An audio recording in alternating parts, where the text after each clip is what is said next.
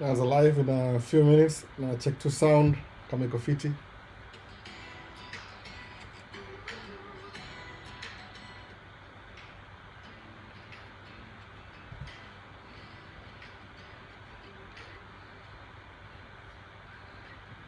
So tuko live YouTube, I think so. Yeah. Come on. Check sound. Yeah, tuko live YouTube, sawa. Sasa ndio kwa. Na pia TikTok, are we live? Yes, tuko live TikTok pia. So I say welcome back in the Man Cave Talk live episode 132 July 5th. Channel nimekuwa hapa for 3.5 years. Nilianza hii channel 2023 January 4th. So tulikam July 4th, hiyo sasa ni exactly 3.5 years yesterday. So sasa tumeenda kwa the next half year, the 3.5 years. Alafu nini nyingine? Hii ni live Q&A, no filters, just real talk. Kama una swali yoyote ile tu in the context ya hii channel ile soka tuna kila siku. Uliza tu, alafu utajua tunaendaje. Unaona? Kitu tu straightforward hivyo. Mwonge juu ya tracking, lifestyle, US, the channel imeandikwa itwa Maisha States. So kama una swali yote about maisha hapa States, unaniuliza.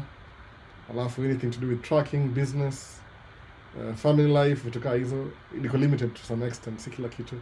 So ndio hivyo. So nimekuwa hapa hivi 3.5 years since nianza hii channel. Nimesema hivyo before. Alafu tunaenda the next half by January tutakuwa 4 years old. Hatujafika 10k subscriber bado, nangojea. Nikame promise nifika 10k, one of the things that I do, I'll give away a camera system ya mtu yoga na vlog na do content creation.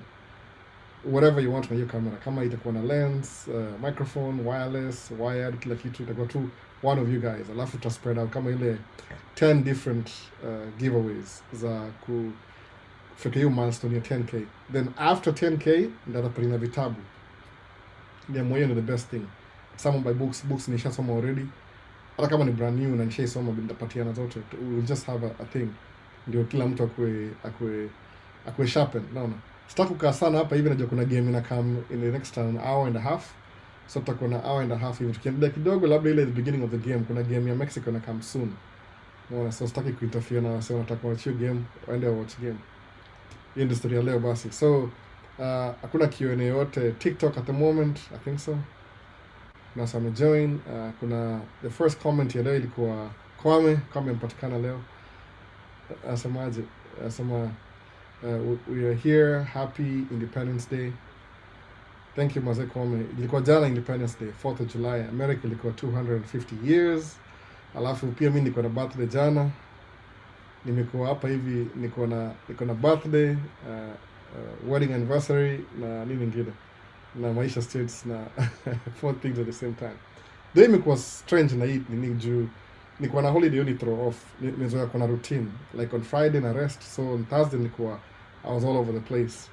Mwili kuna shida nini na happen, so you're supposed to be working anyway. So kuna Edo kama sama locked and loaded. Hope sound iko fiti kwa everywhere. Alafu kuna everybody, welcome back. Maisha States is now 3.5 years old. Or mimi niko comment to you. Sahawa ta. So you on today, man? Yeah, right now. Nimeanza sahi comment. I think we comment before nikuje. Msaluza hapa hivi Jose more Brazil or Norway. I don't know. Mungu jetu ku watch game for entertainment purposes. Skongi strongly aligned soccer teams. Whoever wins. 3.5 years, wow. Yeah, 3.5 years I'm saying. Nimekuwa hapa 3.5 years. Nilianza January 2023 kwa the channel hapa hivi. So I don't know yet kamanisha hiyo mambo ya Brazil or Norway. Probably Brazil ita win, probably. Norway wachezaje? Wako fiti sana kufinish. Naona. Hey Albo ni aje long time. Kim nakuwa hapa hivi. Niko tu bana. So stream starting in a few minutes kasema hivyo. Kuna Hi Albo, Richie na kuona leo umefika. Uko off nini Richie. So hi Albo, I really like the quality of many of your videos. Thank you, appreciate it. Really appreciate it. Richie asemaje, yeah, we are celebrating each and every moment. Tuko 10k soon. It's been an amazing 3.5 years. Thank you, na appreciate. By the way, sijui na make video gani alafu kwa ama niko na live 24 hours. Kama niko na kuna podcast gani Kisiangani podcast walikuwa na 24 hour alafu wakainvite my guest. No, what's new bro? Nothing much, just life, nothing much, just life as usual. I don't think kuna anything new na mimi, ni consistent. One of the thing imenishika sana ni I get to spend more time na my daughter, the youngest one. Ako attached na mimi sana, that is girl. So I don't get to do much. Most of the time kuna yeye. Unless amelala ama anakula. Hata sasa hivi nimemshughulikia ndio nimkeep away for at least an hour and a half or so. So that's what's new. Raising a little child again, 3-year-old. Ni 2, musema 3 juu tunakaribia 3. 2 point something. So nimeanza hiyo kweli but tuone msemaje. So celebrating every moment. So kuna Michael Lechenga sama vipi Albo, hope you're having a great Sunday. Hope Independence Day na bidi yako birthday yangu pia. Niko na birthday jana. Mimi nilizaliwa July 4th. So birthday yangu pia iko July 4th every year. No. Can you touch on DV issues? What's going on? Kuna hopes kweli. Ni administration. Igava I prioritize ku bring us states. Kuna zile my ideology mingi sana za ni kama unataka ku preserve race yao. I don't know which race that is. No. So ataka ulifunga tangu last year hajafungua tena. Hopefully itakam. Though kuna jobs ziko available kama nimeona Paul aliniambia about kuna sijui itongaje Kenyan Wadamaris jinake ni nani Kenyan media man msaiyo tena alikuwa amepeleka wa Kenya wameenda cruise for 8 days. I think this time wameanzia and every year, so this time wameanzia Washington, Seattle na mpaka Alaska. I think amekuwa kipost video kadhaa za kwenda Alaska or cruise ship for 8 days. So basically that's a good opportunity kuangalia video kama hizo za jinake nani Kenyan man. Nasawaje jina? Alibadilisha jina, sasa kwa kitambo ilikuwa Kenyan Media man, come on. Nasahau jina kabisa. Inajiita ito nani? Wadamaris. Man. Name. Najua na Kikuyu mingi hapo lakini luckily we understand Kikuyu. At least 80-90% ya Kikuyu na understand. So, no. Anaongea Kikuyu mob sana. Sijui kama inaketa for all the audiences lakini ndio hivyo. Tuna kama naweza get kwa alikuwa na cruise ship kwa waenda Alaska. Umeona? Asijui nipataje. Kenyan Diaspora Media. Yeah, that's what I'm looking for. Kenya Diaspora Media. Ndio hiyo basi. Kenya Diaspora Media. Akona amepeleka wase cruise ship Alaska. So basically kuna wase watakuwa that's an opportunity kuona vile hiyo meli inakaa. MSC. Alafu msikia ali-interview dem mmoja alisema ali-apply hiyo job kutoka Mombasa. Mombasa kuna MSC.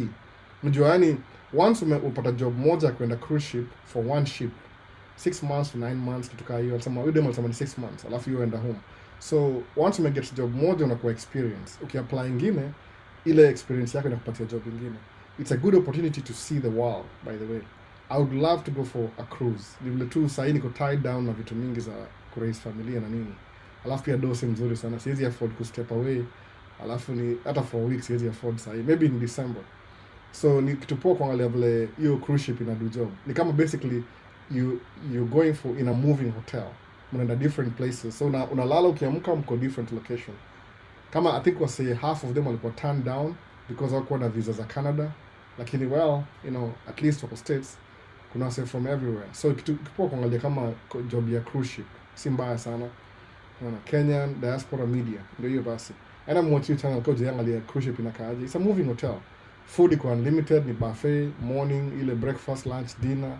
Alafu napoani kama hoteli kuna room yako, iko na ngoma ndani, kama kuna DJ, kuna place ya sports. It's just a hotel, a moving hotel in the sea. As long as tall as longer than maybe a football field, zile size ya kawaida, but zingine ziko bigger than ziko kubwa than that, unaona? Hiyo ni cruise ship. I wish ningeenda moja ningewashow mingi kwa more detail. Ile perspective ile I know who I'm talking to, unaona? So yes, I'll go VP. I'm great to join. Karibu sana Santos Kinara. Karibu sana. So basically that's what it is. Ile job moja. So kingojea green card, hiyo mpaka maybe administration change, kila mtu ana priority yake. So hiyo si guaranteed sahi. Anyway, tuendelee. So tuned as I travel to Nakuru. VP Albo, happy birthday, happy anniversary. Oh, thank you. Thanks a lot. Karibu sana. To have safe travels. Hello brother, I hope you're doing great. Oh Vincent, I think I missed your call. Sijui kama ilikuwa Friday ama tukaa hiyo. I missed your call. Nimeona saa hii but sijaangalia simu for 2 days. Nilikuwa tu shughuli mingi. So happy 250th birthday for the United States Albo. Oh, Edo Kamau, karibu sana. So basically that's what it is. Ka uwezi kama green card, angalia option ya cruise ship. Itakutoa, itakuleta, hakuna cost of living. Angalia interview, Kenyan Diaspora Media. So kuna Chimweno Jambo Albo locked in. Angalia option ya cruise ship za kwa poa sana. Asemaje hapa asema happy birthday Albo, green card itarudi. I don't know. Dead and Klengesa. I don't know man. See, I wish ni rudi. Naona. Leo stream haiko na haiko sharp as usual. Why is it sijui ama ni aje, hebu nione. Iko sawa, ita pick up too for a while I think. Nime switch TikTok ikai kama vertical, I think so. Tanione kama inakaa fit na vertical. Mostly mweka horizontal but nime switch leo to vertical. Kama itaingiana. Itawa kweli, I don't know. How do I check out? No, si hapo. Stream iko nimeitaka vertical for TikTok. I think iko inakuwa more efficient hivyo bala kukua a larger screen. Those POV drives zako huwa 10x10. Oh, thanks sana. But happy to be here as always. Love the content. Appreciate it. Thanks man. Appreciate it. Hizo point of view ni ile, that's the only time niko na time ya kutoka kwa hao juu the only time as I make video kwa hao hapa ni saa hii, like now. Nimwambia tu, come on, give me 2 hours. 2 hours so I can just, niko na live. Lakini most of the time during the day, terrible 2, my daughter is 2, turning 3 in a few months. So basically, na control how. Because kitu kona mbaya, ameifikia already. So, lazima to keep on point. Like I want her to be a child, akuwe tu kama mtoi kawaida, but sometimes namwachia limit.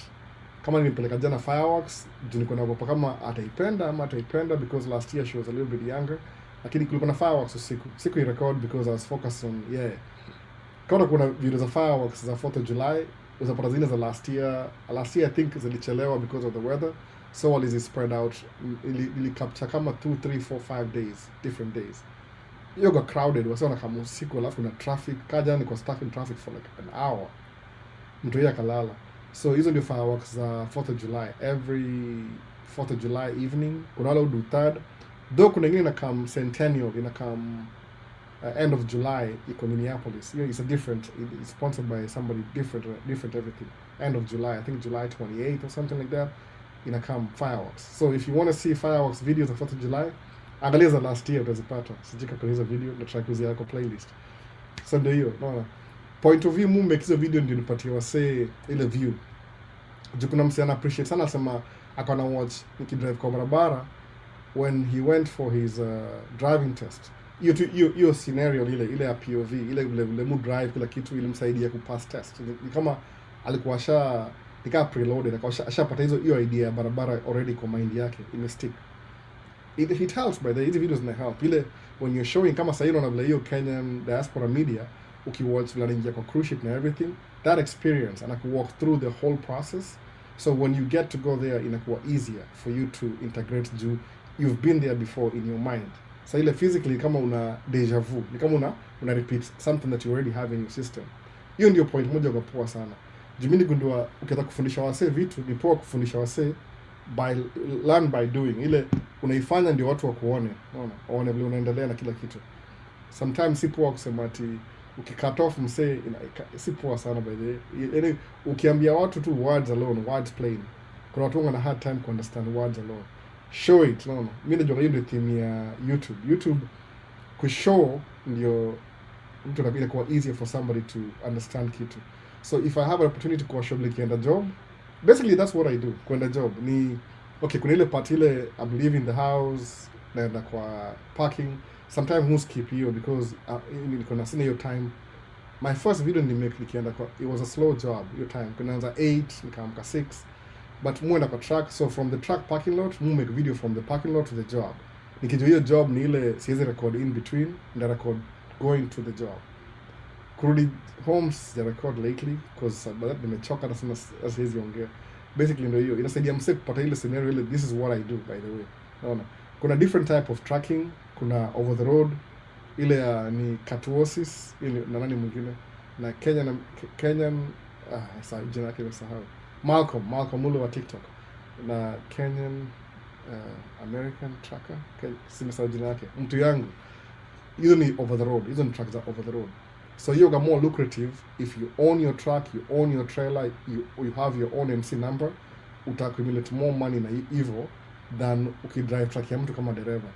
No, dereva ni you're getting a percentage of everything else. No, so that's what it is. Lakini yangu ni local ni ile, if you're a new driver umpata license juzi and you don't want to go for like how much experience do you have, you just buy your own truck. No, who's gonna ask you like how much experience you have na truck ni yako? How do you buy the truck? You don't need to have cash. Ni credit score system ile, how well do you pay your bills, what's your credit score? You gonna good credit score ni kama it's like you already have the money. Naona tuka hiyo yani it's part of the thing bank inaangalia, because if you're good at paying your other bills, if they give you money to fund your business, wako guarantee utawalipa on time. So having a good credit ni mzuri sana, kama it's actually it's more than money. Unajua hivyo ni kama just having a good credit ni asset kwa bank. Unajua out of default they'll give you money, you start your business. Now of course business you make profit. So once the first time ukipewa loan uanze kubuy truck, by the time na come to the second truck utakusha accumulate profit yako na ushalipa bills zako zote. Hiyo ndio hiyo idea yote ya kudo hivyo. So you don't need money to buy a truck sometimes. Unaanza tu. Unaona. Una build ni slow and steady.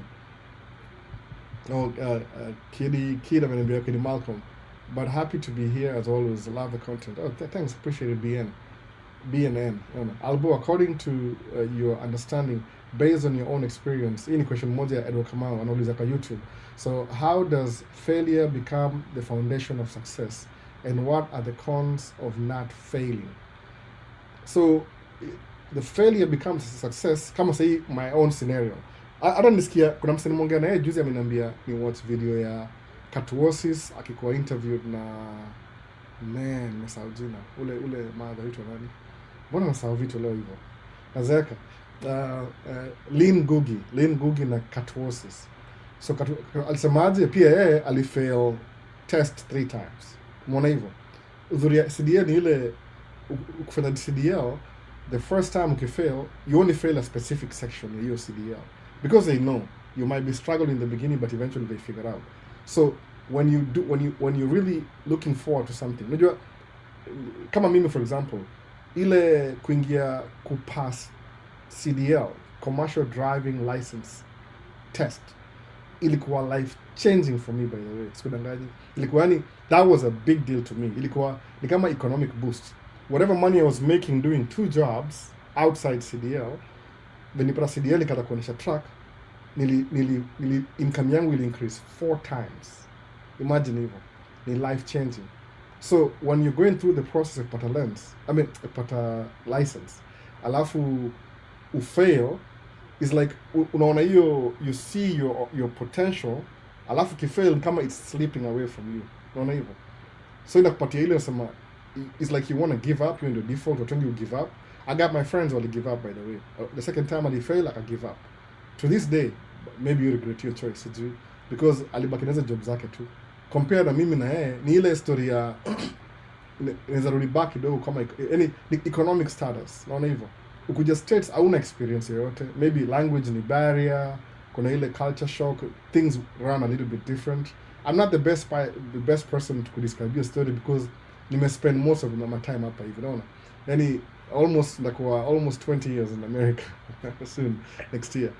Maybe Said shapita hata 19 and a half. I don't know exactly half, but it's definitely half, but close to 19 and a half. So I'm not the best person for that. Nimeishi most of my adult life in America. So siwezi kuwa the best person kuangalia kama culture shock. Everything ni kawaida. I'm used to this, I'm used to that. Lakini I have to go back and remember when you're doing something, alafu fail.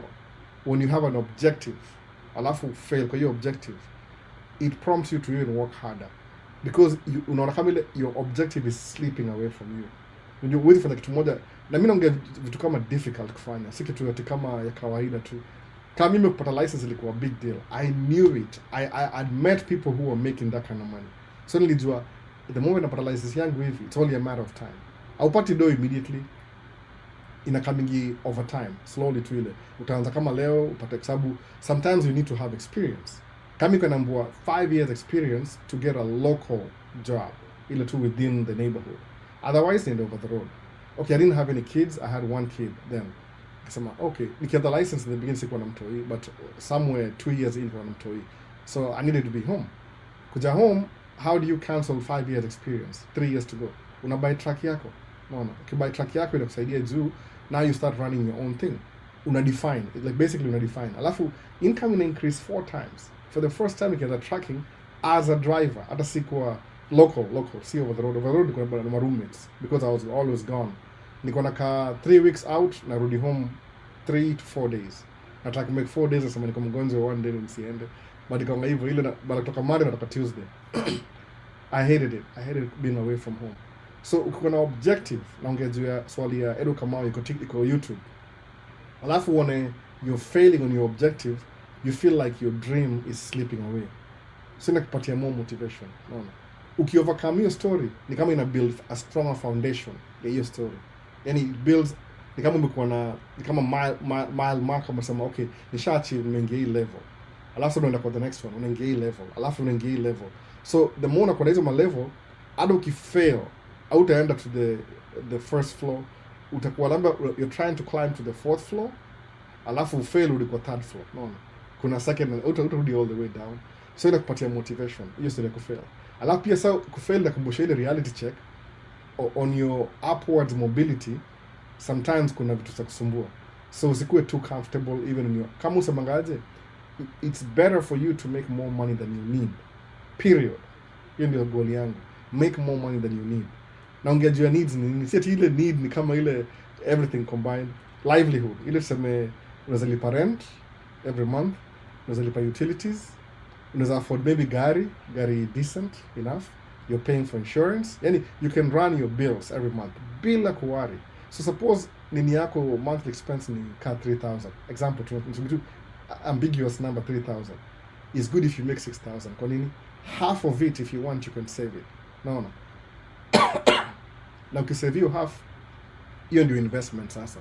Because you're earning 6, you're living off 3, you're saving 3. Next month, hiyo 3 itakuwa ngapi? Itakuwa 6. The following month itakuwa 9, 12. By the time nafika 6, 1 year hivi, hiyo 3, man, there's nothing as good as putting money away for investment. It takes you so long to build your pesa na put away. Itakuwa hard kuitumia because umespend sweat and tears kuimake. So huwezi spend tu ovyo. Ama kama una hiyo habiti kujispend ovyo, then maybe you need to check yourself. Uone kama there's something wrong with you. Ndio hivyo. So ndio hivyo sasa. Alafu sasa usema partial samaje, how does failure become foundation of success? So ndio mensema hivyo, what are the cons for not failing? So if you never fail, utatake anything you get for granted. Mwana hivyo, utaijua. One of the best example mu give ni mama wife yangu. Yeye amepata license through alikuwa anaendesha school bus ka part time. Unaona, she was watching the kids, alafu kana anaendesha part time. The school bus ni 3 hours in the morning, 3 hours in the evening, 6 hours a day. From maybe 7, 8, 9 you're done. Alafu 2, 3, 4 you're done. They pay you 3 hours but kama 2.5. So unakuwa spoiled. Kuna time in between, you have time. So hakuwahi take anything seriously. License ya first alipata, the company limtrain kuendesha basi. Aya, license ya pili mimi nimlipia. So she never paid for it. Aya, kununua nikamnunulia truck. Sasa yeye ajui failure ni wapi. Now, that ameanza kwa peke yake, I'm experienced failure while she's doing it. Unaona? Sasa shindwa, how come things are not working out like you? Ambia, hey, guess what? Before vitu zangu zianze ku work out, ile part nyingine ile huko waiona, I used to fail so many times before nianze ku succeed. So where because you've never failed, ndio inakukamia sahi. It's inevitable. Failure ni inevitable, by the way. Inamaanisha it's gonna happen whether you like it or not. Kwa kila kitu ile kitu serious. Hata kwa marriage, by the way, kwa marriage. Failure is a fail kwa marriage. No. Yaani kukua married ni ile una decide wewe uspend time na a total stranger. Msijui alireziwa wapi, na mama yake anakaa aje, na familia yao inakaa aje, and I think differently from you. Ndio mimi sasa naona. But ile inafundisha ile perseverance. Sasa maji wacha niangalie ile common good. What makes sense sahi ni hii na hii na hii, what doesn't make any sense ni hii na hii na hii. Okay, sema okay, sawa, I don't want to deal with this, acha nikae na hii ingine. No, it's inevitable to fail, utafail kawaida. No, man, this guy is such an inspiration, the embodiment of Kenyan dream. Okay, are you new? So basically ndio hiyo sasa, ile it's always inevitable. Hiyo ni comment ya TikTok, lazima ni mention ndio nikumbuke. So itakuwa inevitable. So kukua failure in the beginning is actually good for you because ina build a strong foundation where you're headed to. So me and yoga tracking, I knew it, man. Nikajua nikipata hii license hivi, I don't have to go look for a job. Ndanunua gari yangu. How am I going to buy the truck? I don't know yet right now. Nikianza I'll figure it out once I get there. One step at a time. Live one day at a time. No, it's evil. So one step at a time. Unaenda hapo, unaenda kasoma comment. Alafu hivyo next thing. So nikapata license, nikanunua truck. Immediately when I got my license, income yangu will increase 4 times. Believe it or not, 4 times. From this much, 4 times. No. Niambie kama si life changing. So alafu then I got to experience your story. Now I can make some decisions. No, there's a better car. Gari zangu zote zoga white, by the way. All my cars are white. Na black accents. I pick. Unajua option, napatia option. Hii nyumba tunaishi nimepick hii nyumba. So kama sasa hapa hivi, I love the cameras and cinematography. Okay, no. So you pick what you want. Do you love cameras? You buy the cameras you want. Do you love going on vacations? You go on vacation. Do you love anything you want? Inakuwa accessible. Alafu hapo ndio ile unakuwa na ile fulfillment of life. Kwa nini? So ile failure it's inevitable. Ukisucceed, chances are. No. Chances are if you're doing this tough thing. Kama usema say green card imekuwa paused. See everybody. Lakini wewe mwenyewe usemeaje na cruise ship. Kuna demo kwa interview na Kenyan diaspora media. Alisema when she first started alikuwa kwa world cruise, ile inaanzia sijui Mombasa, inaenda Europe, inaenda Japan, inazunguka the whole world. Naona inarudi 1 month or something. Kwa 1 month ama sijui how many days, 45 days in the sea. You're in a moving hotel. Food iko free na kila kitu for 1 month. Naona hata kuna medical na kila kitu. So amekuwa all over the world just because of her job, traveling for free. Akamuuliza, what do you miss most? Akasema, spending time with my family, but akipata paycheck inamkumbusha this is why she's working hard. Video moja nimeona Kenya diaspora media. Lazima nikumbuke jina. Muona hivyo. So ni inspiration, by the way. It's really good inspiration. So ukiona umekwama mahali, I don't have solutions to your problem. Kila mtu ana unique problems zake, unaona? You know yourself. Kama mimi, not necessarily you'll go through what I went through. Hata mimi na hope usi follow path yangu ile, usi fail kama mimi. Unaona? Chukua story yangu, wacha kwa kama ile the things to avoid, the things not to do. Unaona? So I'm close to moving to the US, and the hobby I have picked from your inspiration keeps me sane in Kenya. Oh, thank you, Kay. When you come over, let me know. Get in touch. You know, I'm always making friends. No, always making friends, man. So unakuwa hivyo ile semaje, things nakuwa accessible. Unasema I have this, I have that. Una predefine your life. No, ukam kama cruise ship, kuna hiyo time hata move miss home sasa zingine, but man, right now nisha accept. Mimi naishi hapa. This is my second home. Nime spend most of my adult life hapa hivi. So no. Nimekuwa maybe almost 2 decades hapa hivi. Kenya nilikuwa adult, niko one decade hivi niko Kenya kama adult. So most of my adult nime spend states. Siwezi kwa najua ile what somebody goes through before kuja hapa hivi. But somebody else has a channel, alafu aende afanye video zake, awakumbushe. Kama one of the thing that inspire sana, kuna msee aitwa John Duty. Alianza channel yake akisema story vile coming yuko states. Video 2. Alafu sijui aliget busy. Ilikuwa very good in the beginning, video yake zikianza. Alikuwa ameenda kupick lakini ni kama life ilikuwa too busy akaacha ku make video. Na ana watoi, I think aliingia military or something, so commitments kazidi. You happened, by the way, life in a change. So going to college versus coming into tracking for SB, new to the States. What's SB? 3 years here. What's your advice? I would say go to college and do trucking at the same time. Do both. It depends. What are you going to college for? By the way, kuna two times. Kuna ile, one of the things very yes, he's in the military, Renaissance. So both of them are good. Sababu going to college. Okay, Mimi, if I didn't have kids, I'll be going to college.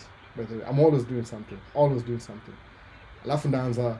Actually, when I start over, John, I mean Renaissance RM. Thank you. Looking forward to meeting you all. So ukienda hivi usema tracking ni kama starting your own small business. Going to college is like you're learning a skill that's gonna pay you well, like a career. Tracking pia starting your own business, you can always start your own business. If you want to start with tracking, sawa, alafu ingia shule.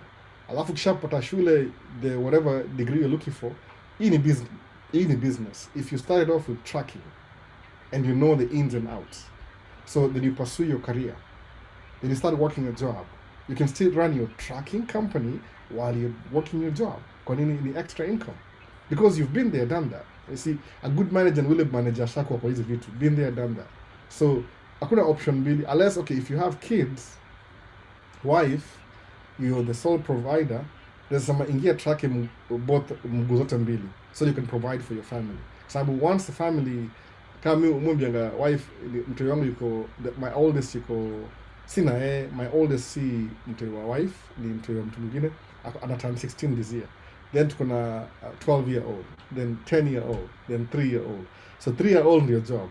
Our 10 na 12 na 16 only 2 more years to go. So mwambia wife, approximately I have 8 more years to take a break, because from now ule 12 atakuwa 20, no, umri atakuwa 18. So ndakuwa napanda kwenda mbele kama namaliza hii story. Juu kama kuna watu wanne alafu watatu wako kubwa, huyu mmoja atakuwa job mob. Either atakuwa kama ana do the same things nafanya, ita work out, ama itakuwa a little bit easier, unaona. Hata sasa ni easy, ni tu huyu mdogo ndio kuna job mingi sasa hivi, but maybe ni 1 or 2 years alafu atatulia pia yeye, umeona hivyo.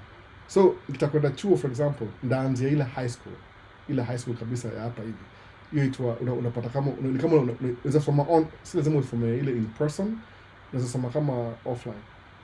What do you mean? Okay, that's okay. Yeah, same thing.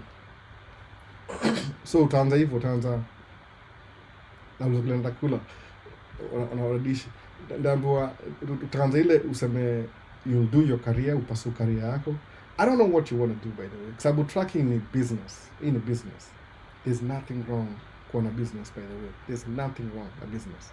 So unaweza na tracking business, upate hiyo income ya tracking business, labda ununue gas station, by the way, na deni, si cash, ununue some other business, ununue apartment building, ikwe you're still working your career because you really love your career, but in a business, no, in a business, by the way. Why am I saying that now? Ungeuza 3 years ago ningesema ingia tracking, because that's all I knew. Lakini now that nimekuwa na hii environment ya kufanya business on a daily basis, you understand there are so many types of business. Ni ile people don't think about hizo vitu every day. Kama hizi kwa hii tuseme ana neighborhood hapa hivi, kuna hizi vitu za kila siku kama laundromat. Unaweza chukua laundromat leo ikugrossie 10,000 a month ama 60,000 a month. It depends na how busy your place iko. Ununue gas station. Somebody alikuwa na gas station, they want to move out or retire or in Florida. What for Florida? Because Arizona, Florida, because na Texas South, because ni warm weather. They don't want to deal na snow na winter. Unaona hivyo. So una move, una buy your gas station. You start running it while you're going to school, by the way. Kwa nini? Because it depends what you want to do as a career. Kama mimi kusema kweli kabisa, if you grow up I wanted to be a pilot. No. Ubuy a pilot ni kama over the road truck driving. Kuna similarities. Uko govern na US DOT, kuna hours of service, utakuwa timed out, kuna hizo zote hizo. So kwa pilot si advisable kwa any my situation sahi. So I would love to fly still, and I learn how to fly. By the way, I learn how to fly soon. Kuna chuo moja nimegundua juzi, very affordable. And accumulate hours zangu nikilearn kila siku. Unalipa for 1 hour, una bill. Alafu once ushajua kila kitu, you can fly a couple of times. I will learn how to fly. Hizi ndege ndogo. Niko na sample hapa, sijui iko wapi. Mungu na ndege moja ndogo hapa. Sijui ndege iko wapi. Iko chini kabisa. And I learn how to fly. okay, nataka kujua maybe professional how to shoot videos, ili tunaingia nisomee, naona, kwa sababu I can learn by myself, but ile utakuingia industry standard, ile ni kuexpose na industry standard, how they do it in the movies. Kwa nini? You don't have to retire on that. Alafu that's one of the things, if you learn how to film videos, most of these movies will produce your movie au hire film crew from a different studio. No, kuna watu on contract. Hiyo pesa ni mzuri sana, by the way, aishi. So there's things I want to do kama career. Tracking ile nilitoa kwa umaskini, so I'm learning new things. So na kama tuna evolve every day, so I learn something na share, na learn na share, meaning tangu nianze channel 2023 January 4th to date, nimelearn, I'm learning as we keep going. Naona, and Rhodes amesema hapa hivi, opportunities are endless. It's true. Uzasoma nursing, uenda kama kuna manasimu jua alisoma nursing maybe 5 years ago, they're not even doing the nursing thing kwa hospitali anymore. Ni kama wako kwa office. Na misma kama na misma TikTok, hebu tuone. Simaje, I'm moving to Seattle by December.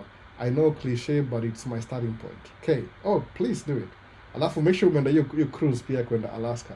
The only states I have not been to America, mimi personally, ni Hawaii, Alaska, Maine, Rhode Island. 4 states out of 50. Mimi. Na nimekava hizo states nikikuwa hapa US 3 years. Because of truck driving over the road. Unaona, niko na spend time huko hivyo. But sikuenda ile city to city. So in the back of my mind, musamaje, one day I'll do these things again. And travel these places. Alafu now that I know how to make videos and edit and everything, and that document my trip step by step. No. Najua how to do it. Na ni ile ni practice tu, sijakuwa na ile specific ati I can tell you gonna which state would you live in right now. Mimi na prefer kukaa tu mahali niko. No. Juu nikisettle down hapa kwetu. Even mwambia Minnesota is different. Like Minnesota hapa is different. Kuna winter hapa hivi. Kuna 4 seasons. Actual seasons.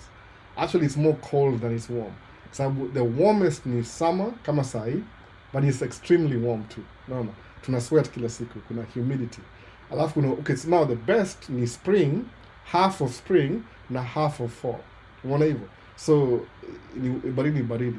But the way the state is, the city, mimi naishi kwa Minneapolis St. Paul, the way it's designed ile, every neighborhood kuna yani wana build store, food, kila kitu katikati, alafu neighborhood na surround. So tuko kama tuseme Hennepin County, ndio county yetu hapa Hennepin County. Hennepin County ndani yake kuna ma cities. Unaona? Kama tuseme Nairobi, upate Buruburu, hiyo ni city by itself. Donholm by itself. Embakasi ni city. Iko na mayor, iko na fire, iko na police, kivyake kabisa. Kwa nini? Yani hii state imeadapt to the weather.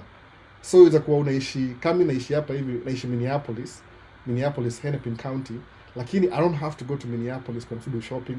Hapa tu tuseme 5 minutes away drive from my house. Because the direction somewhere hapa hivi, sijui mali huko, I don't know. Ni store ya kubuy no. Muenda Walmart is 15 minutes away drive. 10 15 even, depends. So unapata you don't even have to go downtown. Is my office building. Kama yani kuna shopping mall, office building within a suburb. So if you want, you can spend a month ukitoka ndani ya suburb yako. It's designed that way for a reason. Kwa nini? Kukisnow, wanaklinzo barabara, everybody is able to go to work. Unaweza buy dishi, shule iko hapo karibu, everything go within to proximity. So kuna cities within a city. So kuna Hennepin County, Minneapolis, kuna Edina ni city. Kama naweza kumbuka majina zote by the way. Kuna Bloomington, Edina, and that was the west. Hopkins niko naishi. Kuna Minnetonka, kuna Wayzata, kuna nimesahau gani nyingine. Plymouth, man, ni mingi. New Hope, Crystal, Brooklyn Park. Tuenda north. Crystal, Brooklyn Park, Brooklyn Center, Maple Grove. No. Mankato iko mbali. Mankato is like way south. Hiyo si city hapa hivi. Hiyo ni south of the cities. Hiyo ni Mississippi, Minnesota River, south. But Mankato it's kind of like a college town. St. Cloud ni college town. Winona ni college town. So pale ni college peke yake. Naona mostly yani economy yako ni college town. So That's what it is. And it's divided in a way. So mimi napenda hii place. Is it the best place? For me, it is. Sababu government iko more stable, kuna state healthcare, kuna good incomes, jobs iko available, ile unemployment iko very low. Naona. Na I think watu maskini ni fewer, wale wako homeless hawezi kaa hapa the whole year because hawezi survive winter, tukaa hizo. So nimezoea kukaa place. It might not be the best place for you, lakini kwangu ni poa. Mufanya kazi construction na provide services construction. Unaona, son of Uruguru vipi albo poa sana. So unapata job cycle iko tu guaranteed. Juu lazima tu repair barabara every year. Naona hivyo. Nimeland system, understand. So I'm comfortable here. Does that mean that ndakaa hapo forever? Yeah, I might find another place to be comfortable. Naona. No state tax, property tax is reasonable. Everything in our account too. Naona hivyo. Inakuwa your second home. That could be you. Ukiona kama unaenda Seattle pia ni poa. Mimi nilinotice na Seattle ni hivi, iko na south side, iko na Waafrika wengi, immigrants, nasema hivyo. Aya, hapo central kuna ma-Asians. Sijui kama ni ma-Filipino, but ni wengi sana. Niko naona wengi sana niko Seattle. Nitembe around huko kidogo. The last time I was there. Aya, ukienda California, iko na waongozo kidogo. Anything Midwest na wazungu wengi sana. Wazungu hapa si wa British ama France, ni wa Germany. Hizo ma countries za Europe zingine. Germany, Italy si wengi sana. Germany, hapa tuna au ituaje wase. Norwegians. Uko juu wale wa Swedish wako hapa wengi sana, ma immigrants wao. So I don't know what that means, but wako a little bit different the way wana approach watu. Kuna ubaguzi lakini ni ile passive aggressive. They are too scared to show their racism, kitu ile nasema hivyo. So iko lakini ni ile wako careful nayo. They're very careful nayo. So unapata kuna mafala pia wengine, you never know. No. Nataka favor. I'm an incoming member of parliament, Ruiru constituency. I would love to engage the diaspora group investors in Ruiru constituency. It's not a favor. If I can, I'll help you. I don't even know how to help. Uzaniambia. Since you are in the trucking industry, do you allow somebody with an I-94 to get trucking license? I'm not in the trucking industry as an employer. I used to employ people 2 years ago, but I haven't really employed anybody for this is my second year now. Niko tu kwa industry moja tu ya construction. Tipper, Nagaya. You don't know who. Mufanya tipper. Ito tipper, I think. Ito na tipper. Kenyan language ni tipper. American ni dump truck. Ni ile truck unamwaga mchanga kutoka nyuma. Ona tu video kadhaa YouTube utaona. YouTube kuna video mob. Hapo TikTok si mingi sana.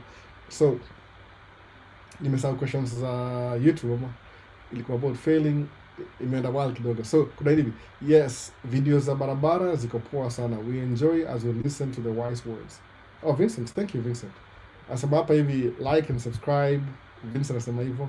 Alafu anasema aje hapa, umeingia game yoyote ya World Cup? Hapana, they're too far from me by the way. Kama game mingi ziko New Jersey, Houston, Dallas, California. I think sasa hivi tunakaribia 16 ziko away from me. So I don't think I'll attend any game. Alafu tikiti ni expensive pia. It's not cheap. Unless ununua mapema. Hiyo tikiti ni very expensive by the way. Very expensive. Si rahisi. So I'll just watch on though naweza watch kwa TV. TV yangu ni big enough. Actually nimekuwa naye. Most of the time hiyo TV yangu main ni how many inches? 84 inches. I'm on 95. I think ni 84 inches. I'm on 94. I don't even know. Ni kubwa. My TV yangu ni this big.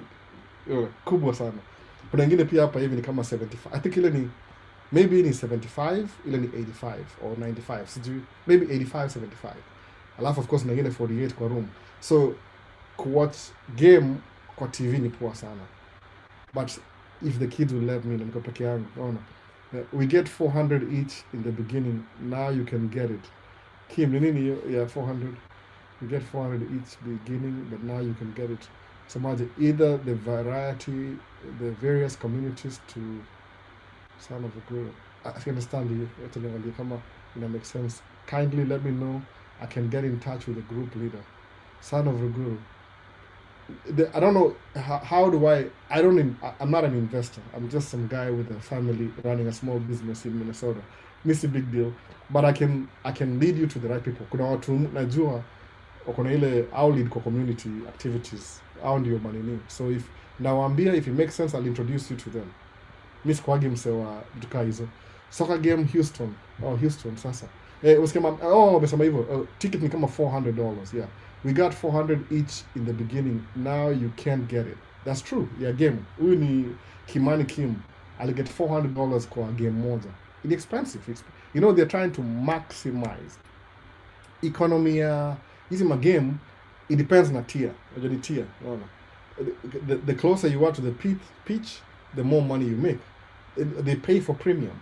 Premium. So I can watch on the TV. There's enough cameras to watch on TV. Na pia I have kids, man. I love to. Tuna 2 games. Kuna World Cup sahi, alafu kuna 2 years from now kuna Olympics itakuwa California 2028. So in 2026, 2028. But TV, hizi game zote ziko available. Hata ziko YouTube pia kama highlights. Watch my highlights mostly. Na vile game ilienda. But I haven't got a chance to watch game zima because ni summer. We're busy. Summer games are very busy. But si cheap sana. I mean, you can watch on TV anyway. It's good to be there too. Kama ni trip. So soccer game hapa sasa mimi natafuta mpenzi Michelle Zacharias. So I can't help you. Enda kwa Grindr ama I can't really help you sahi. Sijui niko locked up na familia yangu. Though kuna watu silent follower on YouTube niaje bro Albo. I never miss any episode. Oh, thank you Sam Mwenga. Silent follower. Sijali sana. But mpenzi hiyo ni wewe. Anza na Madredi. Fuga Madredi kwanza. Enda Mombasa Malima Tourist. Tafuta job kwa airport. Tukaa hiyo. Alafu niaje EM. Alafu fuga Madredi. Nasikia Wangoso pena Madredi.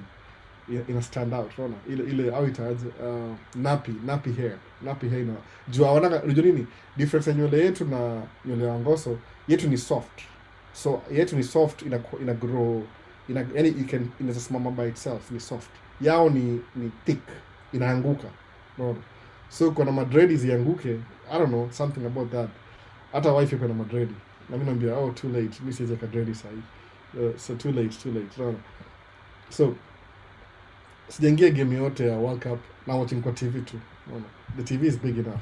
Especially ile kamera ile kwa juu kabisa, ile kizoom in. Unajua ukiwatch kwa phone, ukiwatch game kwa phone hivi, ile kamera moja zoom ile kwa juu ya stand huko, hauoni watu vizuri. But kama TV ni kubwa, unaona poa, unaona. Chuckles, hey Albo, it's Coach Yaro from Nyoro. Oh, vipi bwana. Mnaliaje na zile mbongo? Albo, ebu geuza church ya gusia church ya Mormons. Man, mbona mambo ya church tena? Church ya Mormons ni church tu iko Utah. Ilianza na Joseph Smith. Ilikuwa 19th century. Kwa hii historia ya Bible huitwa kama kwa hiyo church yangu, kuna church moja kaga hapa hivi. Hata sijaiwa show. Ilianza na Joseph Smith, New York. Ilikuwa kwa history ya church ni the third awakening. Kulikuwa na church 3 zilianza hiyo time, the same place in New York. Kuna Seventh Day Adventists, kuna Jehovah Witness na kuna the Mormons. Hii ni third awakening. Second awakening kulikuwa na church kama Baptist, Methodist, Lutheran, gani nimesahau. Anglican ilianzia Europe. So hizo ni history za church hizo. So the Mormon church ilianzia hapa New York, waka move Missouri, the founder akakuwa killed, waka move to the west. Ikuwa bado territory itakuwa inhabited, wakasettle Utah ndio the Church of Mormons. So mostly hiyo gani kama ni Wangoso exclusively, alafu wengi wao wana subscribe to Donald Trump, conservative Christians, alafu mostly it's a predominantly white religion. Until 1978 waliambiwa na gava msipo integrate watu weusi tutawanyang'anya tax exempt status, alafu ndio waka-integrate. So sasa you can get the Mormon church, utaenda kwa the Mormon heaven. Unaona? Mi mambo ya church mwambia baadaye kusema kweli, hiyo si kitu musoma na context ya history. I'm not picking on watu particularly, na musoma hivi, if going to that church, when mambo ya hiyo church, first awakening ilikuwa Catholic. Hapa ni kwa maybe Catholic na nini, Catholic na Catholic na Orthodox. So mambo ya church musoma hivi, as an individual, welcome an individual. If you need to go to church for your spiritual upbringing, I don't know what that is, whatever that is, spiritual, anything, sawa, wewe enda church. No. But mimi, according to tangu grow up, sikuwa very close to church, by the way. Nimeingia church as a teenager. Nimeingia church kidogo as a teenager. Nikasoma. I had so many questions because before niko tu, I didn't want to be controlled. Mimi wild card. I'm a very wild card. Ile mwisho life yangu. Sikuwa na subscribe for principles of control. I hate being controlled. Period. Kutuka hiyo. That's why ningeza YouTube channel yangu. Naona hivyo. Ile control. So I can say whatever I want. But isi yangu bado hii ni ya YouTube, ni business. So if there's something like where una need religion, meta religion specifically, inakusaidia on your daily life, like inakupatia ile structure, inakubuildia character, inakufanyia kila kitu. From that concept, just keep doing what you're doing. Whatever works. Unajua hivyo. Yani, be you. If you need church, lazima uende kwenye community, muimbe, muombe, mfanye nini, stick to that. If it gives you purpose. But kama kuna mse fulani, hiyo si purpose yake, usi-intrude na privacy yake ya kumwambia you have to. Juu kiangalia vizuri kwa hizi vitu zetu religion, for example, everyone is the best. Every religion is the best. So musema hivi, but from ile academic, ile useme historical facts, juu kuna vitu, niko naongea na Paul last week, namwambia hivi, kuna objective truth na subjective truth, vitu mbili. Hii argument utasikia mostly kwa wao wasema ni atheist. Naona. Angalia na adjust simu, umoga na ADD, na adjust simu. Kuna objective truth na subjective truth. Naona. Hebu asemaje? Niulize juu ya Mormon because I was baptized there. Oh, okay, sasa. MCOP ni Mormon. So sema tunajua. Mimi sijui, mjua ile academic juu washaka mkohawa yangu, by the way. The last seme walikam kwa hawa yangu, I invited them in, by the way, tukaongea. I was home, tukaongea, wakaniambia juu ya, nikauliza maswali. Okay, they were better off answering my questions. They were so interested in me asking them questions than even the church that I used to go to ile before. Most of the churches in don't question anything, just have faith. No. Which means when you have faith, una cancel everything. Any logic, reasoning, cancel everything. Just have faith. If that's how you live your life, man, please live your life like that. No. We should expect somebody else who will believe in the same thing could believe kile una believe. Even umusema. Ile musema live and let live. Juu kiata kwambia wase waishi a certain way na style yako, itakuwa different. Itakuwa different, by the way. Everybody is different. Everybody, kama umeoa na uko na wife, utagundua kukuwa na wife ni kitu, you're living with a stranger. Kama sasa mimi wife yangu alizaliwa hapa Minnesota, aligrow up Minnesota na California, familia yake ilikuwa beekeeper, wako wanaishi hivi, wako wanafanya hivi. So kuna vitu grow up nazo. Siwezi mchange juu whatever the experience he grow up, that's what makes the sum total of who she is. Sai mimi grow up, nilizaliwa Pumwani, ka grow up Isili, nikaenda Riverbank Ngara, nikaenda Kirinyaga, nikaenda Nairobi kufanya job, nikaenda hapa US, niko na totally different perspective na yeye. Unaona hivyo? So it's not my place kumwambia this is how we need to live our life. Ata pretend. Unaona hivyo? Musamanga hivyo. Alafu unapata most of the time when the religion of the day inaambia wasawa do kitu by force, you end up kwa colonialism. Kwa dictatorship. Kwa fascism. Kwa communism. Unaona hivyo? Hizi vitu zote hizi. Jikumbuka as we speak sahi, one of the leading economy kwa world sahi ni China. China ina religion. So how do they live their life on a daily basis? Kama ina religion. Think about that. How? Ni illegal. Kwa nini? Kuna zile basic universal human rights. Everybody should just do whatever they want. As long as I encroach na somebody else's space. Musema hivyo. Ukiangalia kama useme ati kuna watu wana believe juu nikikuwa, for example, nikuwa chuo ya Catholic. Nikuwa nisoma shule ya Catholic St. Mary's. I was abiding to everything we were told because I was a kid. Unaingia church 3 times a day. Ukiingia church lazima kneel down, udu ile rosary, jioni rosary, ile Father, Son, Holy Spirit. I just did that. Kwa nini? Niko na comply. Because niko kwa hiyo environment. Sikuwa na say sana. But I was a kid. But once nimekuwa 18, kama understand vitu the way things work. if religion ndio maybe it helps you raise your kids in a place controlling, do that. Lakini kwa personal development, sikia vile musema, don't just be an employee, start your own business. Do you think utakuwa na mind ya sema ukikuwa na, if you start a business alafu seme una subscribe to your religion in that business, uta lose maybe 3% of your business. Kama kuna one of my friends, take example, one of my friends, yeye amenunua truck juzi. We had this discussion, simtaji jina, labda hata yuko hapa. Akanunua truck nyingine ya pili juzi. Kanambia, my driver wants to work 6 days a week. Kama okay, 6 days a week, what do you mean 6 days a week? But I don't work 6 days a week. But I have this policy. What's the one policy we'll never break? Nikamwambia yeye haizi watadere afanye kazi 6 days a week. Kwa nini? Because you attend, kama hiyo day moja kuna job, anaenda church. Sawa. Nikamwambia mse, listen. Wewe una dere ni tofauti. Kwa sababu kile mimi nasema ni hivi, nasema hivi. Ambia dere mimi mfanya kazi 5, kama mimi mfanya kazi 5 days a week. If I had drivers and they want to work over the weekend, nawambia, okay, you go work over the weekend, but just remember, if you have an issue in a truck, ukini call for help on a Saturday, for example, start respond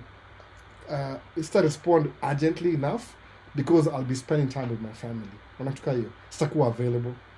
But if you want to work, that's okay. Naambia, mpatie job.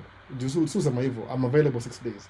Juu huwezi jua kama priority ya dereva wangu mmoja ilikuwa one of his sons alikuwa university.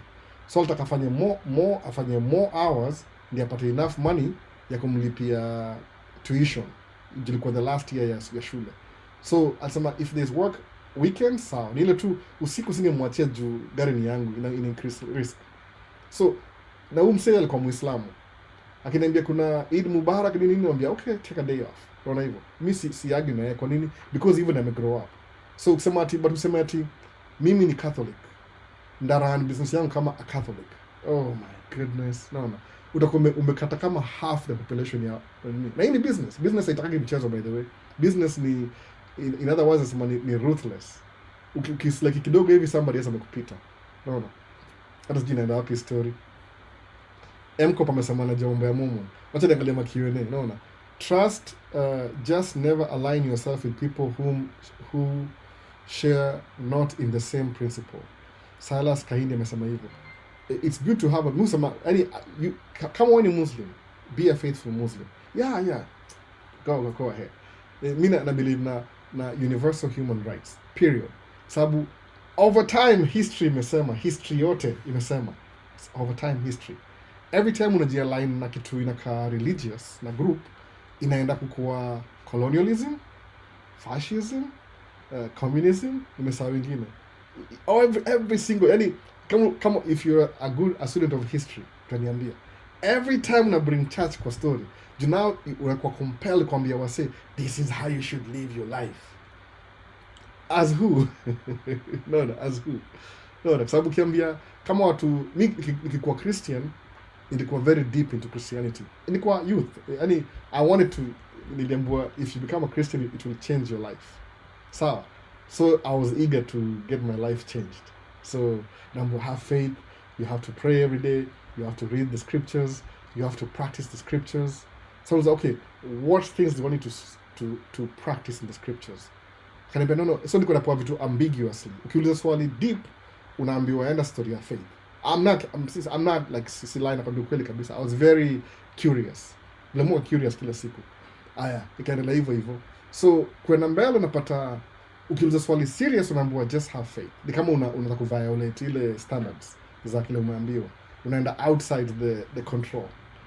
So wait a minute. But genuinely want to know. No. Genuinely. So just read the Bible. Nikasoma Bible. Haiko make sense. Kama sasa soma ananiambia, it makes sense by the way. Ni kama kuna a different times na hii. Nikapata wasa waitwa atheists because nitakwenda kwa streets. Mimi na best yangu fulani tunaenda kwa streets and we talk to people. Man, I was so confident, you have no idea. Huko ndo nilianza kushoot camera by the way because I was shooting this guy. Akiuliza maswali. But ile akilemeona swali, mimi nilikuwa na answer pia naingilia back to the questions za morality. Kwa sababu watu semangaje, I don't know why I'm talking about this, but mtu ameuliza. Ni hivi, Christians au claim ati kama wewe ni atheist, na uko na morals, you're borrowing from Christianity. No. It sounds good kama wewe ni Christian. Sikia story. Well, if you're an atheist, you have no morals. But if you're a Christian, but if you're an atheist and you have morals, you're borrowing your morals from Christianity. Okay? Hiyo ni argument ya atheist, by the way.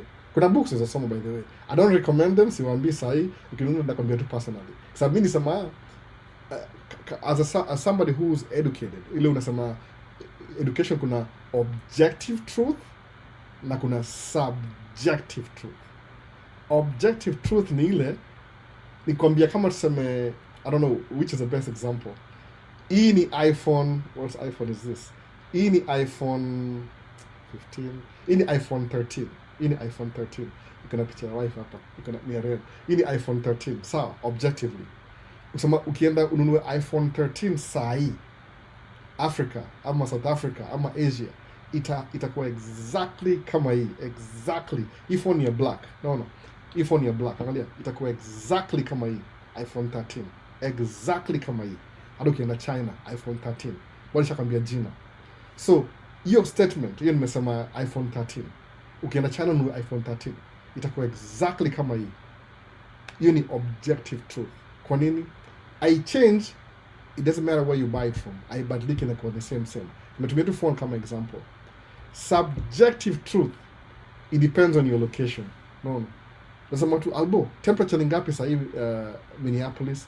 Niangalie niseme, okay, na acha niangalie temperature. Niseme, okay, sasa hii temperature ni ngapi? Sasa hii temperature ni 29 degrees Celsius. Natumia Celsius ni understand. Aya, mtaka Australia sasa hii Australia. Umuulize, temperature ni ngapi sasa hii? Wako winter sasa hii. Atakwambia ni 15 degrees. Mwambie, that can be true. That can be true. Temperature ni 29. I'm telling you ni 29. You need subjective truth. It's truth to me, niko Northern Hemisphere, but it's not truth to somebody like Australia. Kwa nini? Because the winter huko na hapa ni summer. Unaona hiyo difference? So objective ni ile, it's true no matter what. Subjective ni ile, it depends on your location. Unaona hivyo?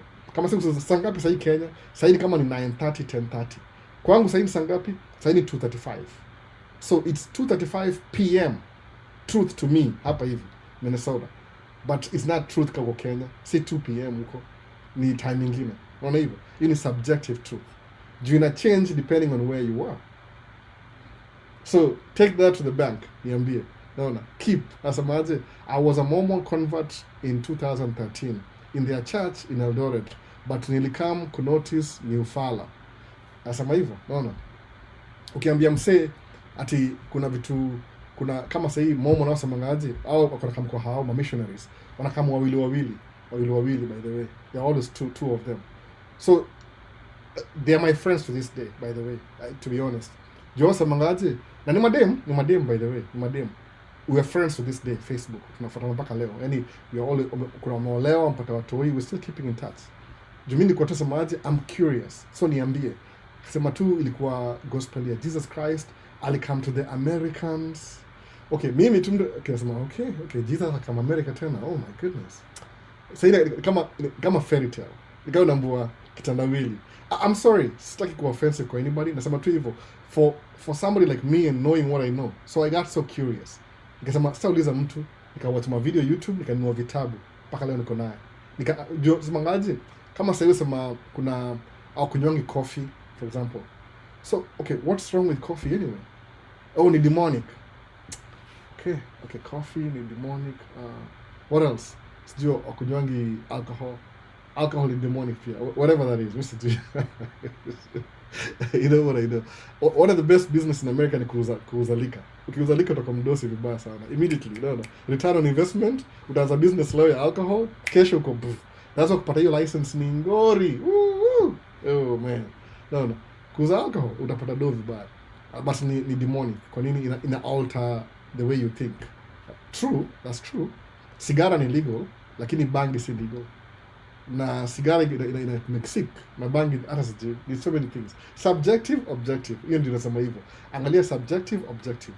Sababu mtu anasema kwambia story ndio uamini. Mimi kuangalia story ya Joseph Smith kusema ati they never allowed black people you come back to race. Kama religion yako iko right, muulize, okay, how many black people do you have in your religion? 0. Okay, you have a problem immediately. Kuna such mob, kuna Jehovah Witness ile Bible lao tumia au sema according to wao au sema nini? Kuna ile there's no Trinity. Kuna tu God the Father. That's it. Kuna Seventh-day Adventist au semaje? Kuna prophet. Walianza sijui au ndio the chosen church. It's uniquely, it's the best. It's Apple. No. Hiyo ndio the third awakening. Jehovah Witness, Seventh-day Adventist na the Mormons. Ulianzia New York, by the way. Preaching here the third awakening. The preacher kaitunga kama yani man, hata sijui tuache tu hiyo story. Tuendelee mbele. But nasema hivyo, subjective, objective. If something is not subjective, ile it's truth everywhere, investigate further. Labda kwa subjective. It's truth to you but not to somebody else. Hiyo ndio policy yangu muenda hivyo. Tuendelea maswali. Sitaki kwenda deep in story. So msewa Momo nasema hiyo ni ufala. Unaambiwa hizo story mob hizo.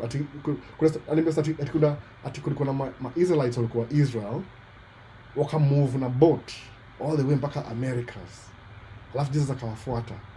Ni kwangu ilikuwa na sound kama fairy tales. As an adult, kama ni mtu wengi ningeamini. Unajua watu wengi hata wale wa Christian wakiambiwa story ya church na Christianity au ambiwa story kama wako young. Okay, what do you call that kama wako young? If you're trying to tell people kama wako young story fulani, nitongaje? Jinaitwa ni indoctrination.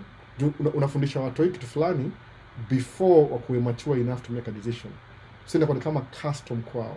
Wakienda grow and kwenda mbele unapata kuna vile inaanza ku make sense baadaye. Naona hizi vitu tumeambiwa watu wengi wa hypocrite.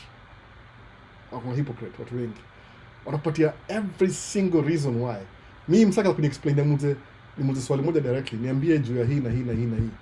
Anipatie paragraph explanation. Like you have to explain yourself. Inakuwa subjective immediately. It's like when a salesman, you're really trying to buy me. No. So, listen. You know, okay. So, okay. Prophet Esa wa kutoka Middle East vipi amekutana na wazungu ati Matthew, Mark na Luke. Hiyo ni sales pitch.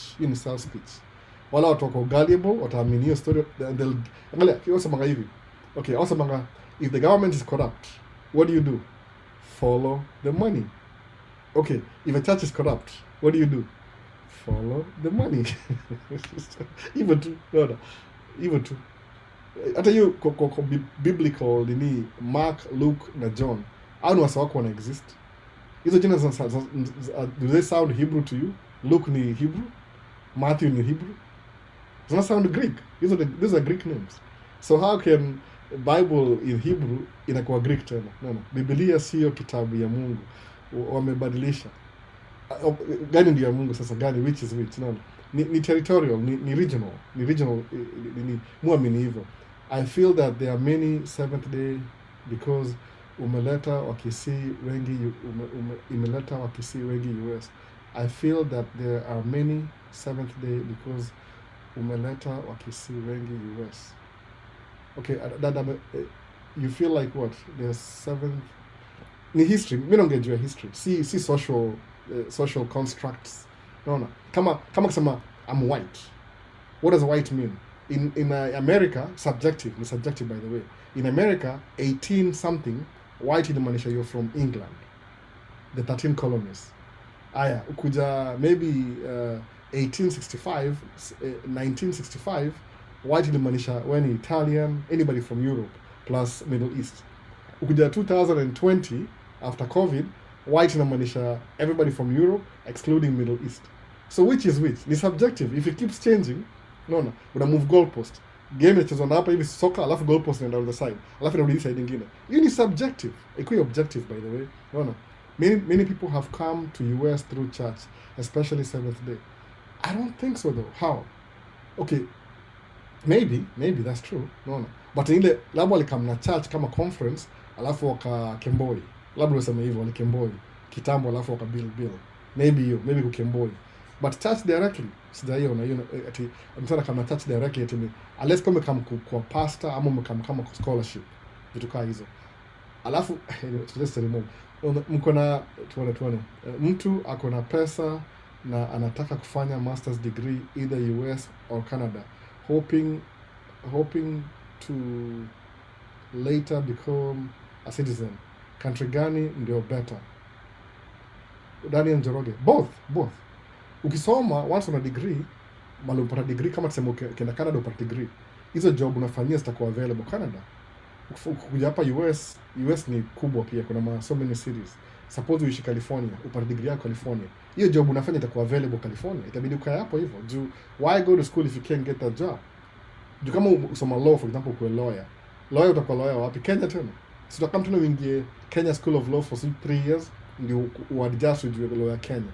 But ukuja States usome US law, chances zao utakuwa lawyer US. No. Na one of the most lucrative ya kuwa lawyer, best yangu mmoja mumjua alikuwa lawyer, wife yake kutoka sijui ni Uruguay ama ni somewhere huko hivyo South America. Walioana alafu alikuwa sasa ni immigration lawyer 3-4 years ago. Sasa kuna business yake. Hakuna business yake sasa ya law. Na anasaidia wase immigration cases. And he's very good at it, by the way. Na alikuwa motivated kufanya hivyo lawyer because ya huyu wife yake. Naona alikuwa from I understand hiyo, amekuwa the more I understand the wife yake ame go through hardship as an immigrant, amekuwa lawyer. Naona. So Paul amepoteza watu wengi. Paul wa Bible, kitu kama hiyo. Kuna so many arguments by the way. But hiyo story ni hivyo. Subjective, objective. Naona. Hiyo ndio musema hivyo. Anything unaangalia, tumia hiyo kama filter yako. Kama ni objective truth, hiyo ina stand. Kama ni subjective, kuwa very careful. Is a collab limited to one tribe. Ni kama tribal. Naona. So mambo albo, salimika sana, umesalimiwa pia na mpia wangu. Sijui Maisha nini. Anasema na kufuata sana. Nani mpia wangu? Mke wako ama kitu hiyo. Karibu sana. So, niliuliza unieducate kiasi Mormon church gani? Mormon Tuma Chapati Pennsylvania. So, chapati, mimi sina chapati, mimi si Kenyan American home bana. Yeye ndio ni chapati wholesale. Mimi madhe pika chapati kila siku by the way. Every week. Naongea na madhe. Shade anaongea na madhe bana. Ongea na madhe akutumie atafee.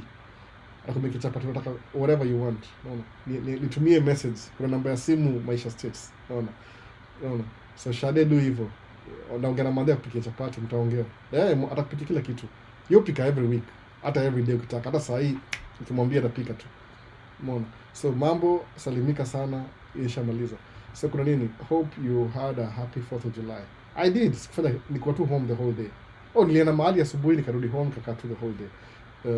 Ulicelebrate wapi? Nilikuwa tu home, nikaenda kudua some supplies za truck because all the kids were sleeping. Nikarudi, mtu mdogo akaamka where is daddy? Nikambuy bubbles, zile za unapuliza bubbles just to pay back sababu aliamka kunipata hapo. Terrible. Unaona? I work for my daughter full time. Ndio mimi ni employee wake. So yeye nitafuta akiamka na mimi. Kama jana kama tuko na yeye, tulienda fireworks jioni, just mimi na yeye. The rest they wanted to watch movies or something. Akasema daddy let's go outside, tukaenda. Aka watch fireworks, akutaka kuishia, nikamwambia no you have to go home. Alafu tuka come home. That's it. Fireworks Minneapolis kwa Mississippi River. Siku record anything kwa sababu kuna mtoi. You have to be very careful. Kuna mtoi huwezi ku record. Juu ku record you need to mind kwa whatever I'm doing. Kama ningekuwa alone ningerecord. Unaona? But if you want to watch any fireworks videos, last year nilipost mingi sana last year. That's what I did. Siku celebrate anything. Niko tu another weekend. Engine walifanyanga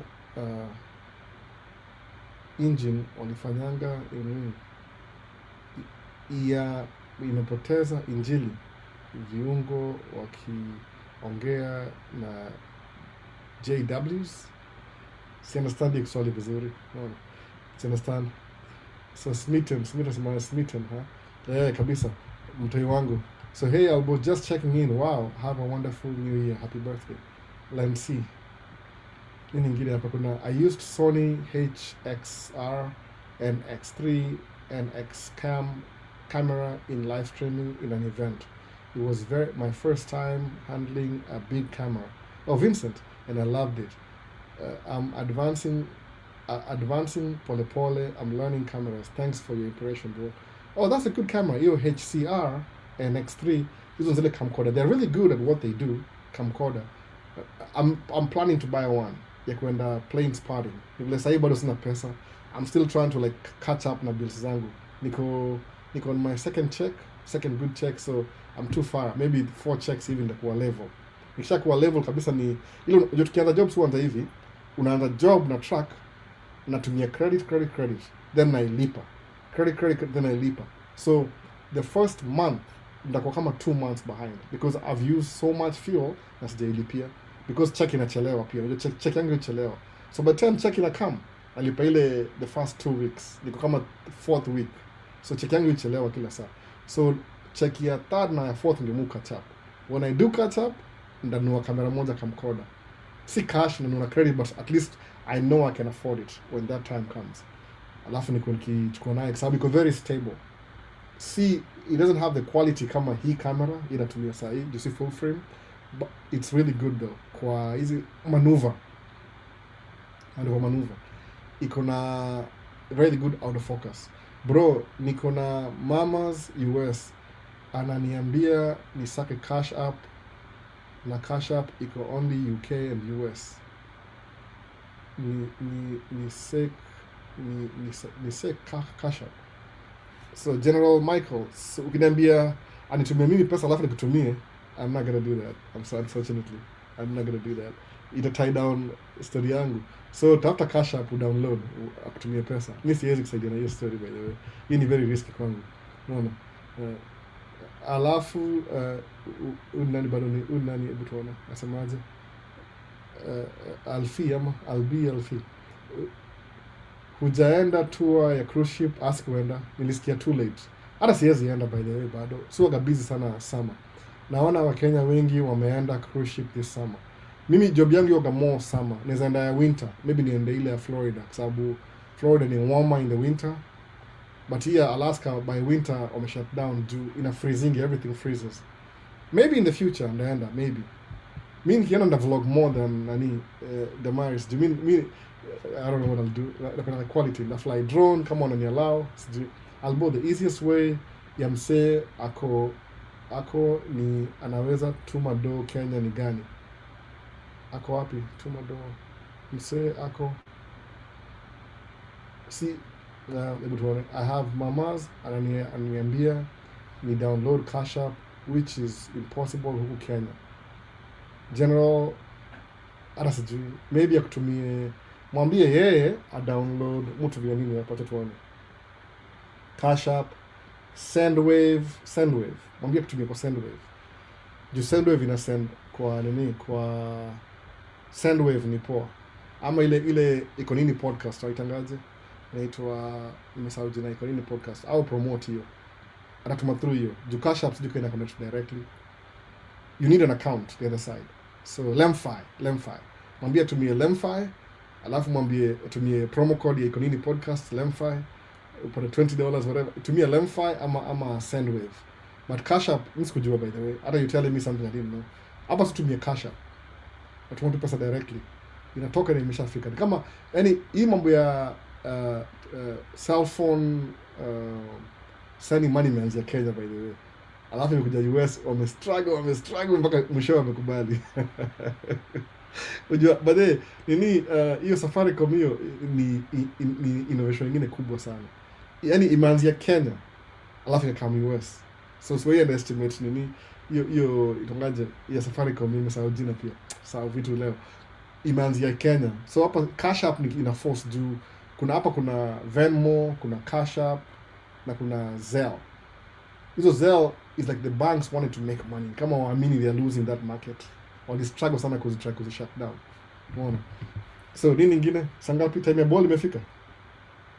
Tuone. Inaanza in a few minutes. Game ya nani? Mexico na England, I think so. Leo. Unaona?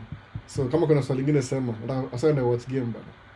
Start cut CRC inaanza 3 I think in maybe a few minutes from now. So ndio hivyo bana. Ukikomba mambo ya religion, fanya tu hivi, jifanyie favor. enda study to religion. Soma tu remove yourself from your religion, kuja hapa tu neutral, alafu study as a nini. Brazil and Norway ndio first, hebu tuone ilikuwa nini. England and Mexico ni baadaye, hebu tuone World Cup brackets. Brazil ndio 3 na Norway, then Mexico ni 7 p.m. time yetu. Okay, Brazil and Norway ndio next. Okay, sasa yep, takati ya wasena mu watch game. Mimi nanisumbua kichwa ku watch game because it's like I get sick. Kuna spare lens uniokolee, niko na 18 to 35 mm. Sina kama lens gani sina spare, by then ndakuuzia because I'm trying to nataka kununua lens ya 50 to 150 Sony ni $4,000, and I know why. Nikinunua hiyo lens kwa sababu ni 2.0 throughout. No. So kama uko na 18 to 35 ni which Sony ndakuuzia Chuckles ndakuuzia, sema tu ndakuuzia cheap price, very cheap. Kama utumianga Sony, hii ni 16 mm, hii ni APS-C ama full frame.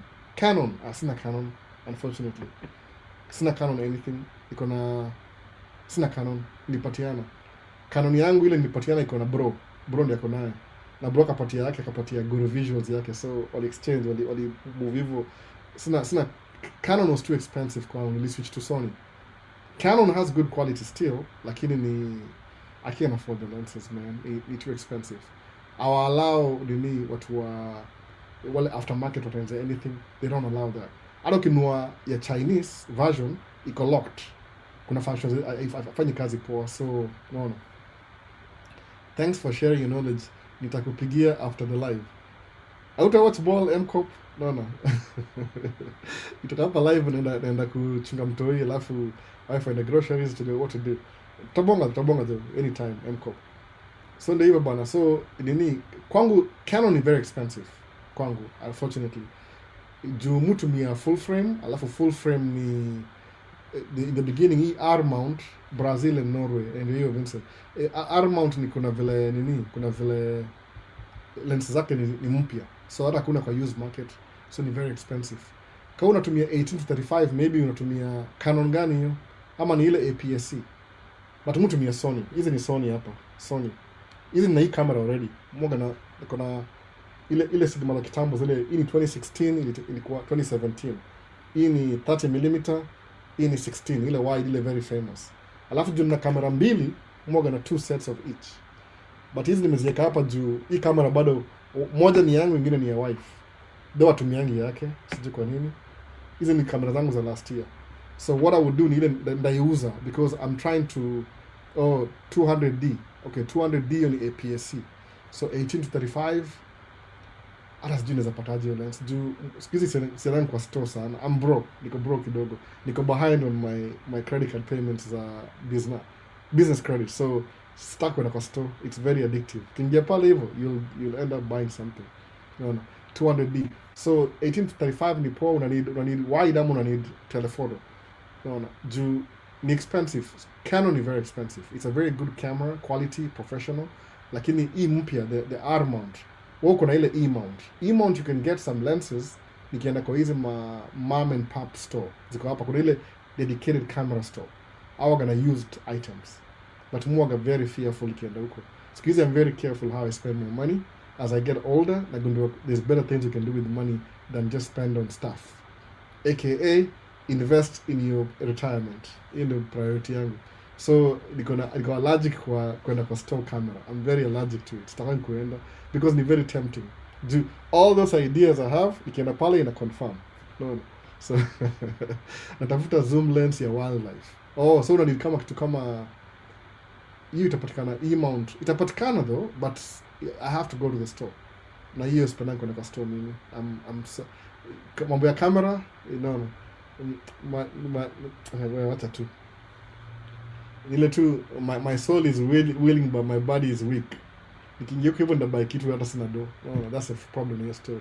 Because all these ideas. Sasa nimefocus na lens moja tu. Juu hiyo lens niko na Sony side. Si Canon side. Kuna Sony moja imetoka last year inaitwa ni Sony 50 to 150. Ina stretch out. My favorite lens ni 50 mm. which is equivalent to, what's this, 30 divided by 2, approximately kama hii. Juu 50 ndio ile mupo natumia 50 because inakupatia picha ile the way your eyes see things as close as possible, 45 to 50 hapo. So hii ni 50 to 150, iko na zoom kidogo na inaanzia 50. Umeona? So nikinunua kitu kama 85 ni mzuri kwa ile up close, ile face kabisa. But ni ile, I have so many aftermarket, hizi ni ma Sigma by the way, aftermarket lenses, but I want to upgrade to Sony. Juu nigundua ukitumia Sony hivi ina unlock everything, camera ina feel different kabisa. Unaona? Sijaona nikisi anachapa Kiswahili safi kama wewe. Nani huyo tuone? Leila Khalil nasema hivyo. So kuna kwa nini kwa yani 50mm ni the way your eyes see things. So nikipenda kufanya hivi, bala ya kuzoom natembea nakaribia naenda mbali. But if niko confined kwa room, mutumie hiyo 35 to 150, but ni Tamron. Haifungui, unlock zile the beauty of Sony. Sababu kamera yangu nilibaiwa last year na wife, hata sijailipia bado. Sigma inaingia Canon. Iko kuna version ya Sigma E-mount inaingia Canon. So but haita unlock all the features. Itakupatia maybe 80 to 90% ya features za Canon. Hizi camera, they are powerful than you think, by the way.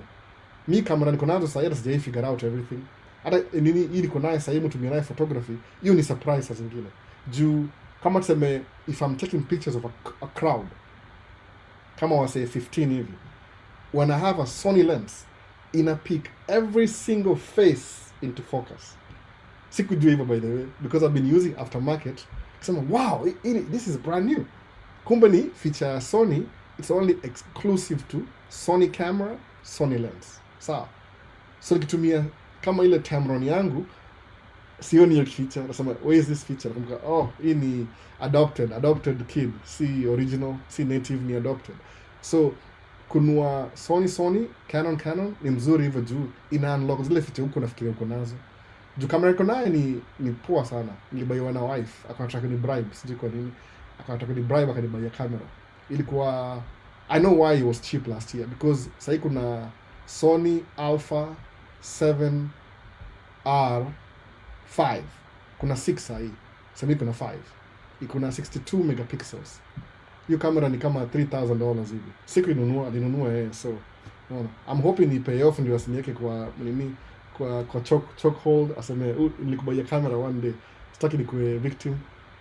Bribery. So ni kamera poa sana, ina unlock new features. So ndio nimekuwa do more photography than video. Video ni hii hapa. Hii ndio kamera yangu ya video. Inaitwa FX2. Pia hiyo inatumia Sigma. Ni Sigma lens, ni Sigma.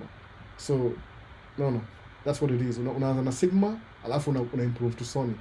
If you kama ni professional, una do professional, you're getting paid, preferably native camera, native lens. But kama wewe ni semi-professional na hobbies na kitu kama hiyo, experiment, you're learning, tumia Canon na Sigma, utazipata Sigma. Anything you want, Sigma iko nayo. Especially my E-mount, kuna mingi sana. So usikufe moyo, ziko, they are available. Mutumia Sigma. Hii ni Sigma, by the way. This look.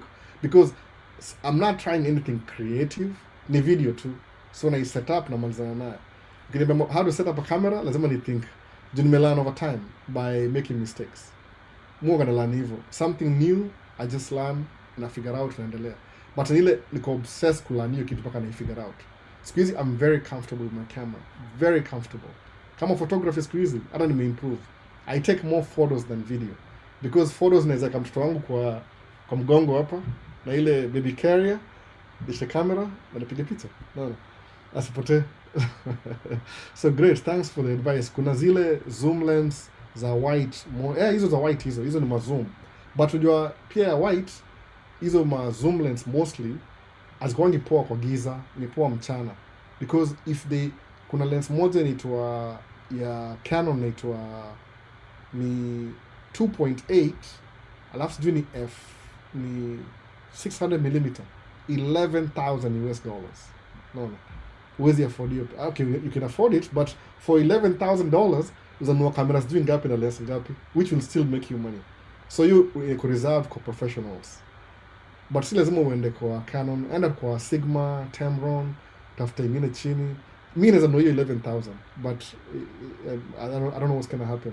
Ndafukuzwa kwa nyumba, something will happen, something drastic will happen, they'll kick me out. So niko addicted kwa camera, so must stay away from all the stores to use. Naenda tu home, naenda shopping, narudi, naenda hapa narudi, na kana mtoi wangu. It saves me a lot of money. Junazeeka. Wasa unajua niko how old sahi? Mimi ni mzee, na karibia 50. So sitaki story mob. Sahi ni retirement. Camera na wachie nini? Mwanzo fresh sasa. But photography ni mzuri juu if you master photography kwanza, video ina work out. Juu video ni photography ni still photos, video ni moving pictures. Same thing. No.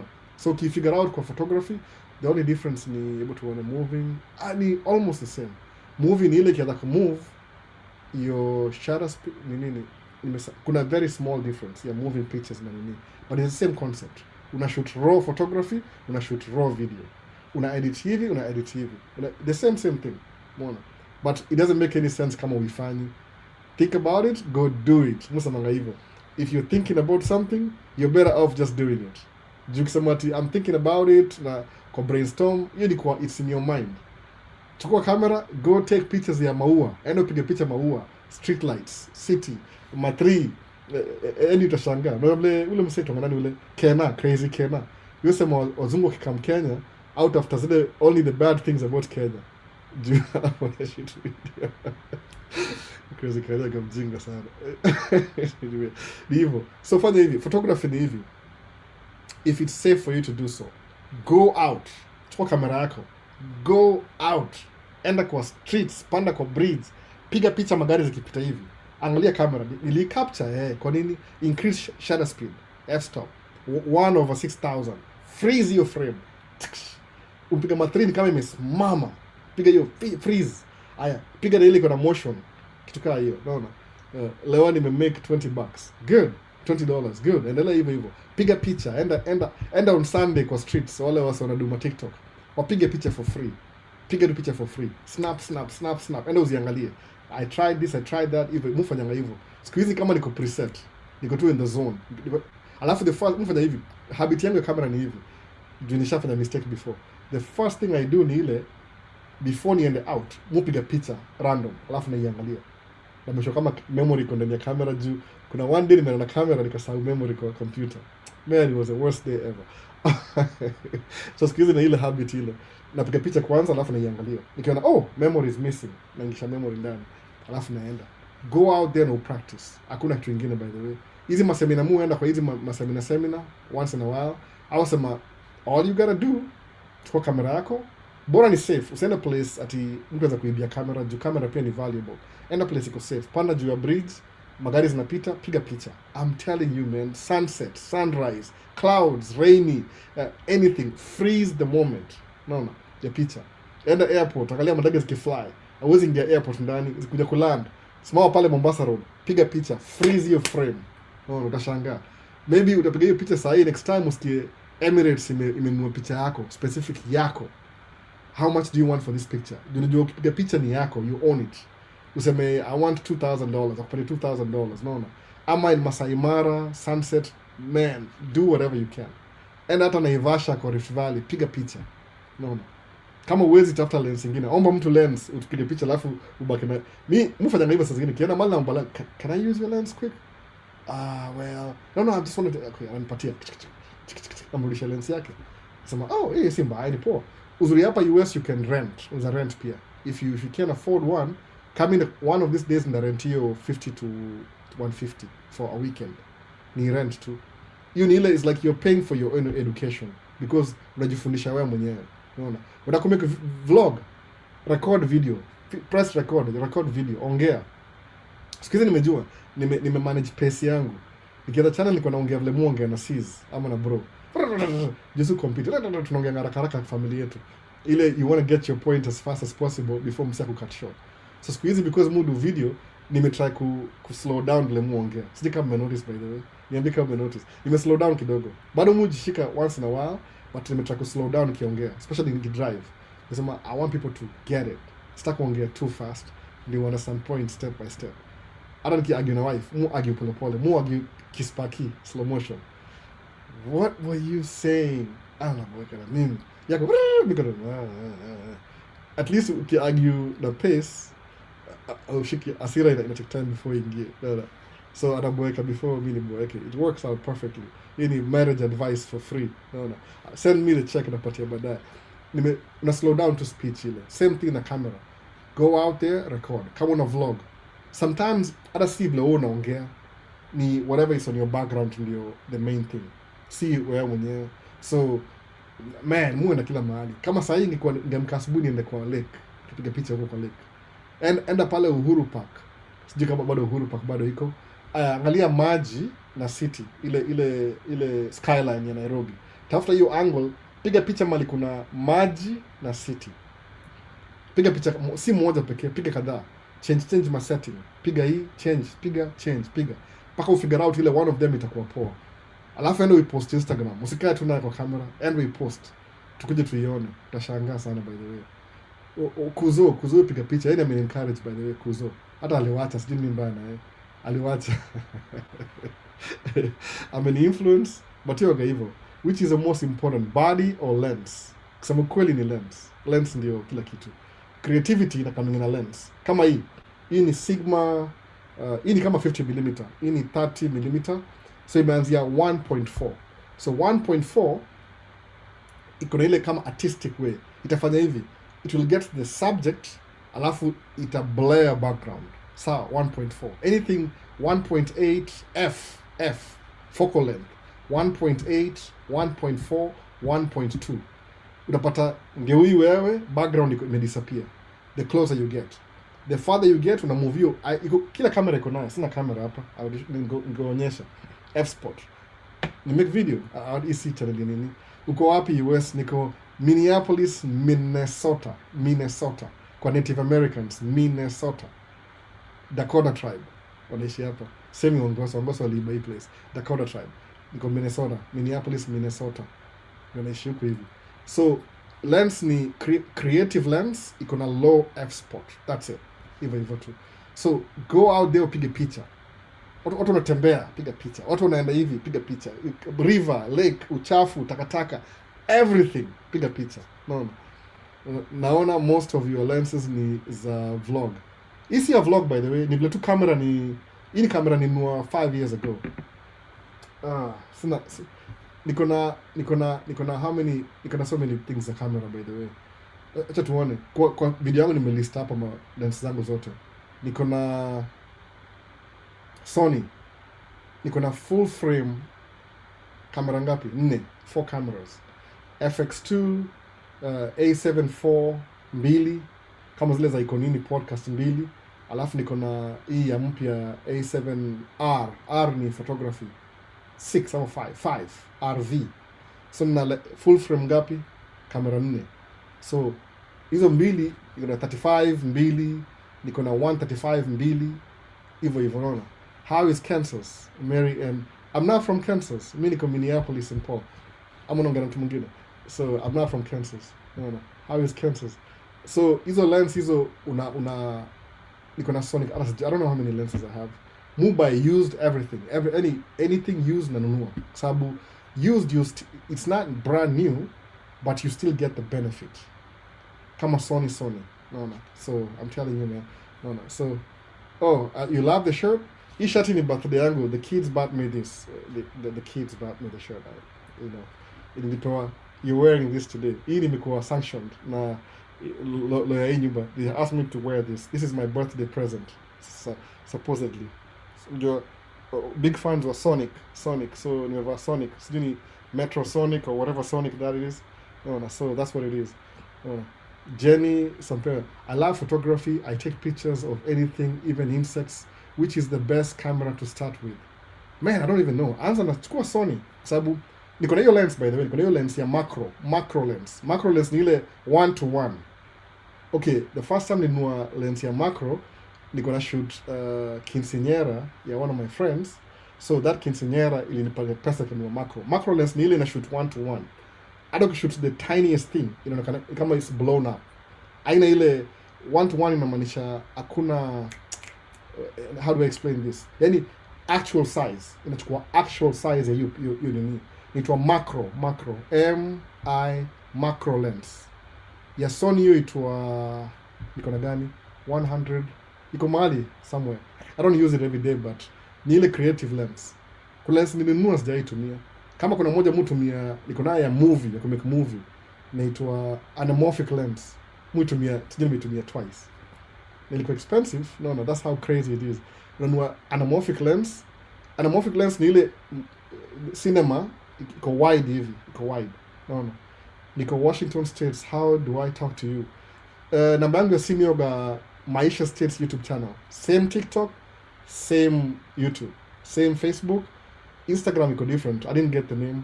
Name ilichukuliwa na mtu mwingine, Maisha States. So I think Maisha States official kwa Instagram or something like that ni different kidogo. But niko na namba ya simu kwa YouTube channel Maisha States, description section ya any video. Kuna namba yangu ya simu hapo. Ndio hii namba hapa. Simu ndio hii. Nimeona kuna lens iko na 2 eyes, ni nini hiyo? Hiyo ilifaa kuwa ya 360 but ni specialized lens. On a daily basis probably you won't use it. Hautaitumia sana. Umeona hivyo?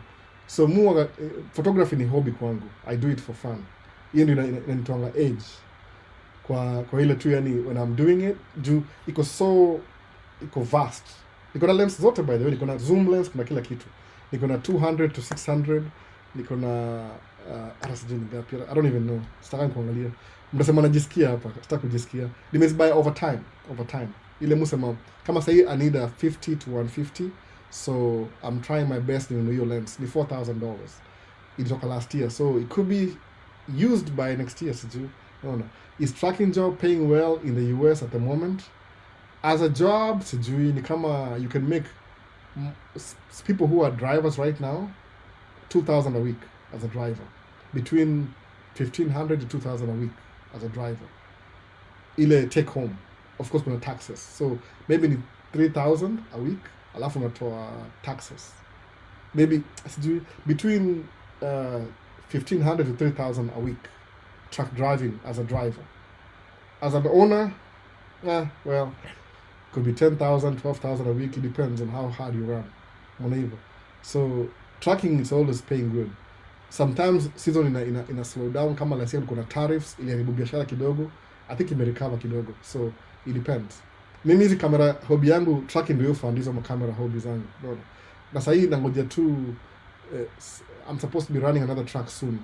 Niko na truck 2 tena. Tena niko na pesa ya kuharibu. But sitaharibu pesa sana. Anyway, ni hivyo tu. Ni hivyo. Mwana watch game bana. Wasi ataka watch game. How long have you been here? Siji. Tumekuwa hapa how long? And I'm watch game bana.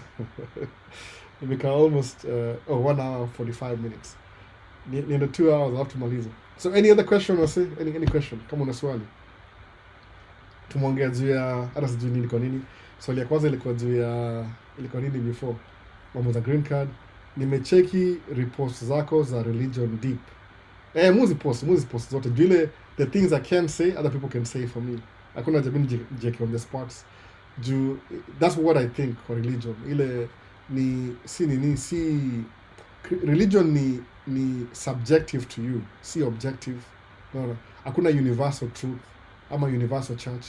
Kila mtu ana compete, they are competing for clients. So hiyo ndio difference ya religion. Deep down nilikam ku understand more because ilisema ile time ya yani understand more about hiyo mbe hata mimi ilibidi ni deconstruct. Exactly. Lazima understand sababu mimi acha nasema ukweli kabisa. Okay, this is what happened. 3 years ago by the way, nimelearn something about business. I was reading in a book, nikakuwa curious, study more. So what I did ni hivi nikalearn how come watu au pass down their wealth to the next generation bila kulipa tax na kila kitu. So that was my goal. Ama ni 4 years ago, nikichukua life insurance. Nikasikia one of the best thing in life insurance ni kuwa na trust. Trust inakipile continuum your assets. Kama nikinunua nyumba and I want to give my kids my house, kama sina trust, nikikufa gava itaangalia how much money I owe everywhere. Alafu wata liquidate your asset yangu, then they will sell it. Alafu ndio whatever is left over wanapatia watoto wangu, unaona hivyo. So nikachukua life insurance. So nikichukua life insurance, if something happens to me, nikufe leo, who gets the life insurance? My kids. Watapewa pesa once, alafu ishe hivyo. So they'll be rich for one day, alafu chapa ishe hivyo, whatever they'll do with the money. Sawa, kaona hapana, there has to be a better way. How come ukam Kenya, ukitaka pale Nakuru, kuna Lord Delamere farm. Farm ya Kenya, uko na Kenya, any Kenyan land, lease ni 99 years. Ukikufa, inafaa mtu renew lease. But ukiona Kenya, Lord Delamere, ile land yao iko pale Kenya, wali buy 5 Kenya shillings, 5 shillings. Tujuni 1901 ama 18 something. Aya, 99 years ilisha kitambo sana, tuko the 20th century or something like that, 21st century. How come body kwa hiyo familia yao? Because there's something called a trust. Sawa. Trust ni nini? Ni kama safety deposit box. Sawa. So ukikufa, all your assets go to the trust. Alafu who gets the trust ukisha pass on? Kuna beneficiaries, your kids, your mother, your cousins, whatever you want. It would be how much money you have. Sawa. So katika okay, so trust in a bypass. Okay, that's a really good structure to have in a business. So ikasema that's a really good business, ikasema hivyo. So how come kugundua Catholic Church iko na trust, Seventh-day Adventist iko na trust, Baptist iko na trust. Wait a minute. So hizi churches iko na trust. No. Na kama your trust iko well established, na iko na pesa, that means your church ni bank. Your trust iko so valuable that over time, kama church kama sahi, one of the richest church in the world, the Catholic Church, jimekuwa na hiyo trust yao for the last 2,000 years. Imagine interest kama ni 7%, interest ya 2,000 years na 7%. Imagine. No. Hii ni dongapi hiyo? Alafu iko so strict na hiyo mambo ya trust mpaka in the 15th and 16th century, because the church was losing property to the priests. Wakaamua from now on, priests cannot marry anymore. Why? Because wakioa, according to the ile lawyer common law, when you die, your next of kin wanachukua mali yako. Unaona? So meaning that mapriest wakioa, next of kin watoto wao wanachukua mali. So the church loses. Wakaamua from now on, priests don't marry. Kwa nini? Ndio isitoke nje, ibaki kwa hiyo within the whatever parish. I'm not the one saying it, by the way. There's a offended something. That's not how it is. That's how it is. Nobody knows about that. Watu wengi tu ni casual Christians. Umesubscribe to, when a casual subscriber. I'm making a video for the casual too. While you're checked in conveniently, when you want to pray conveniently, ukienda kula usema, now that we're having a party, we're having so much fun, let's just pray about it. But kama uko nje haraka hata uombangi, unakula haraka mbio. Ni hivyo. So ukisema okay, that's good to know. So these churches have trust. Alafu okay. So what is it? Religion is business. Just like government in the business. No, hakuna difference. That's why whatever the government doesn't do, religion is very effective now. Whatever religion can do, government is effective now. So it's got two places. No. Unfortunately, nikisema hivyo itakaa mbaya, but ili kwa discovery yangu peke yangu. Do I have to share? Do you have to believe me? No, you don't have to. Go look it up. No. Alafu niambie. So kama hiyo ndio structure, na hiyo ndio foundation. So hii building hii inaitwa religion hii. What keeps it afloat? Ni trust. Ni hiyo years and years ya hizo vitu zote. Naona. So ukiniambia ati alafu angalia cause yake effect. Wase wengi wako brainwash na hii story. They keep you brainwashed enough ndio ku extract from you. Una keep the machine going. Hii ni business. Naona. So the business imesema okay. So now kuja waanze kuexamine hizo truth. Oh man. Another thing, rabbit hole. Before you know it, the conclusion should be okay. Subjective, objective. Wait a minute. Just give your argument before. Yeah, atheism. So ule mseto nani? Nimesahau sema atheist jina zao.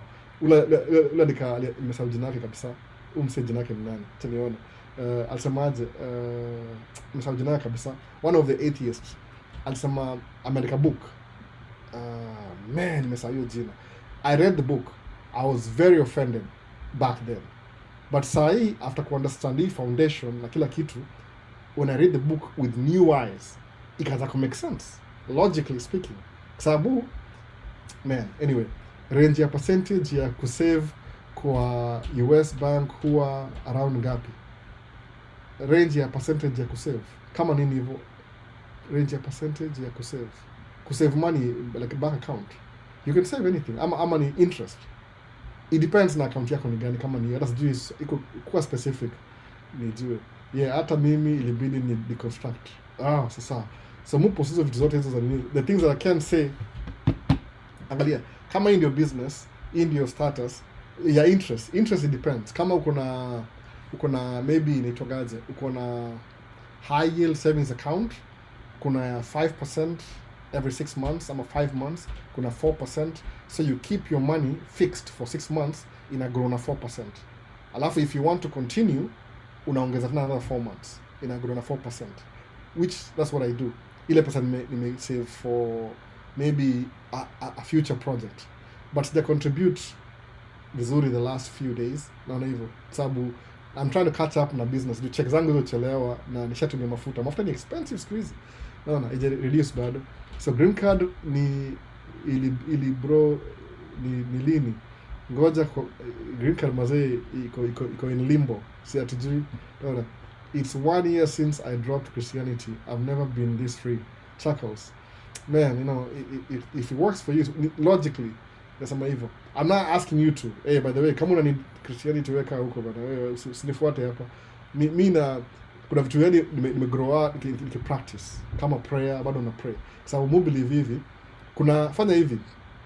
Take your time or study, uangalie maybe the napata too many ideas ama siji. You mean it's 4% interest in form 5 months. Yani in the 6 months hivi unaweka pesa sema January, alafu iko why give me food on gonna make people hungry? Hide it away. It's an advertisement. Braden. Okay, whatever. It's a promo. Chipotle does not pay me for anything. Okay, They don't. So unafanya hivi, I also left Islam, happiest I've ever been in a while. Oh man, Shams. Oh my goodness. Yani kakao unaweza, if you're there weka huko hivyo. Lakini ukiangalia ile from the time of banking, yanza na banking. Sababu that's why dunia, because kuna wase wali invest hizi. Yani ni kama nisemeaje, anything to do na you can't help it, ni kitu huwezi escape. Lazima uishi kwa hiyo system. Lakini unapata mtu ako so brainwashed, anakwambia vitu hakuna na anabelieve hizo vitu wholesale. Shindwa. Usemanga hivi, 2 words, subjective, objective. Subjective, objective. Kama kuna belief fulani, upate mseja age wa Christianity, alafu seme nizampreachia na umconvert. Kama mimi nikipata Mormons walikamkoa hao yangu, wakani explain story yao, nikawasikiza. I was very friendly. Kauliza maswali. Kambia, you guys come in next week? Walifurahi sana by the way because I was very interested. Okay, sasa wakaniambia, okay, I'll study more about you guys. I've never really been in sijai waona. Muona tu sasa kutembea kanipatia Bible nachukua juu ile tu. I'm trying to be nice. I was new in America. Mzungu. Alafu yongo mademu wasupu sana by the way. I'll pick and choose. Naona. Alafu Mormons hafanya hivi. Kama ni wa mademu, kuna mmoja blonde kabisa blonde, na mwingine brunette. Naona.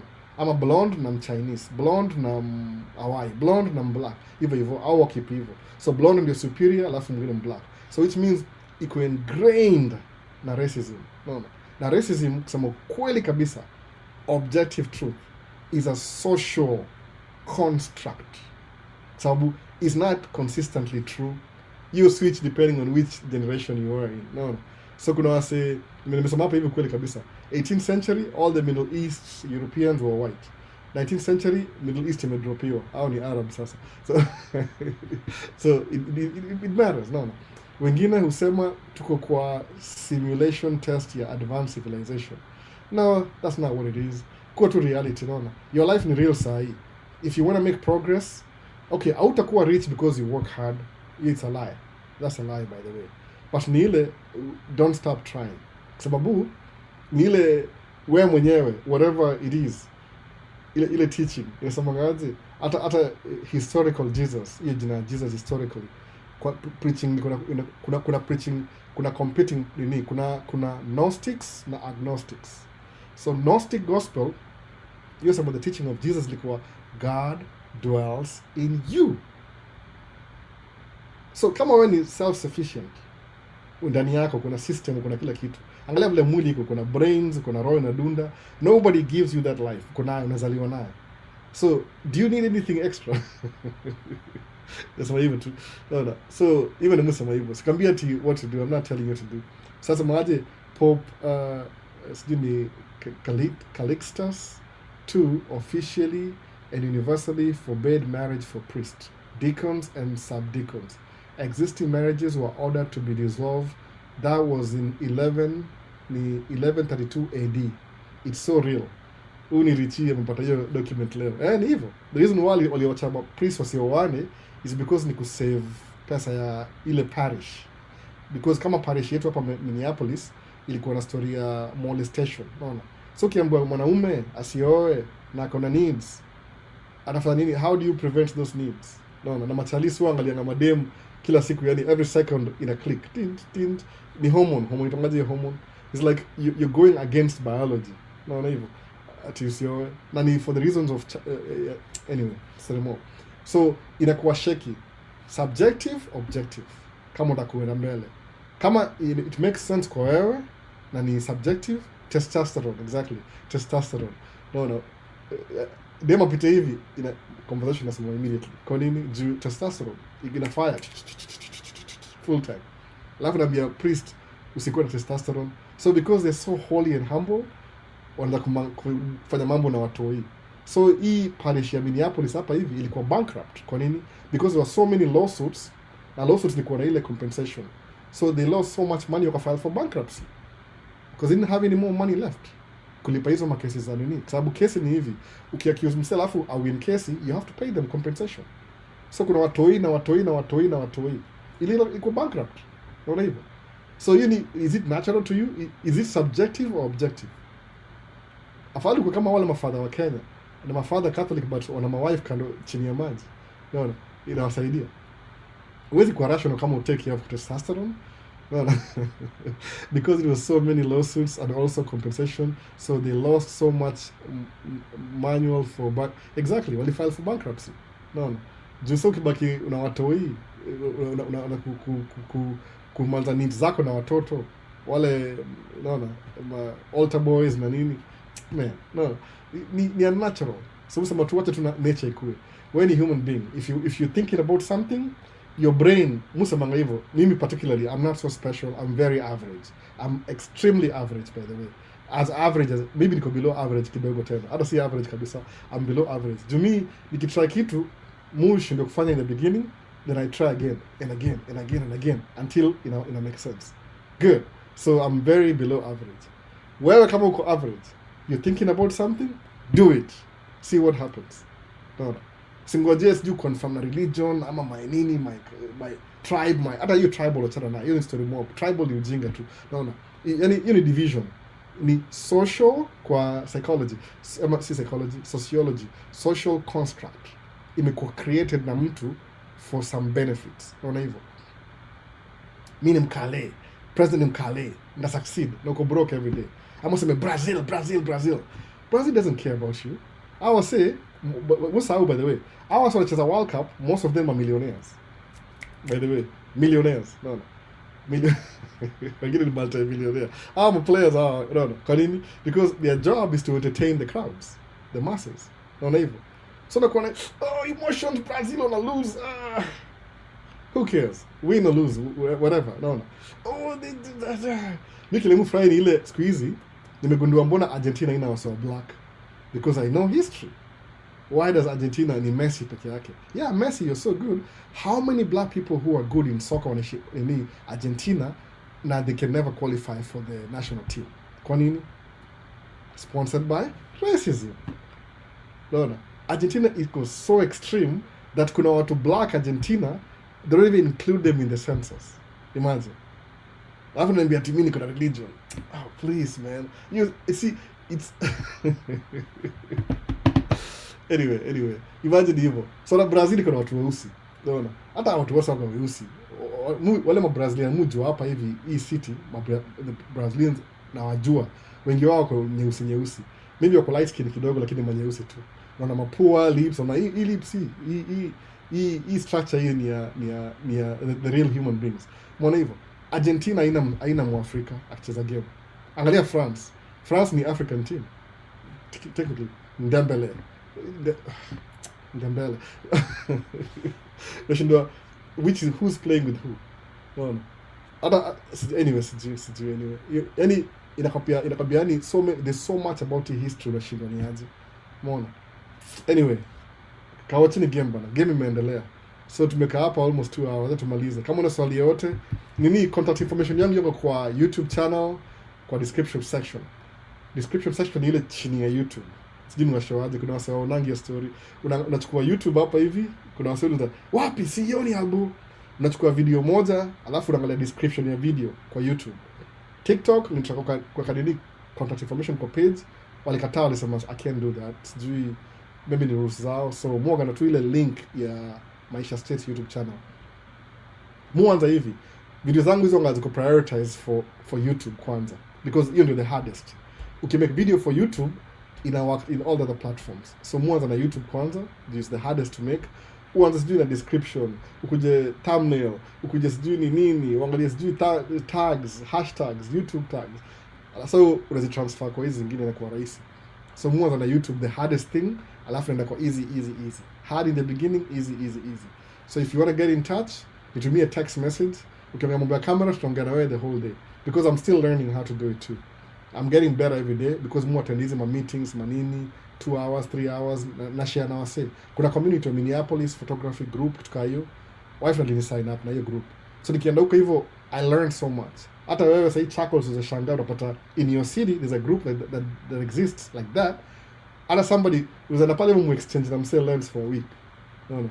Mimi sijakuwa that close bado wengi wao kwa Ngoso. Watu kwa hiyo group wao kwa Ngoso wengi wao. So mufilanizi na Ngoso bado sijui na kabila mingi. I don't trust them kitu hiyo. Ile tu tuende mbele kidogo, unaona. Na pia hao ni shuku kidogo. Unaona. But anyway, nini watch game tuendelea baadaye.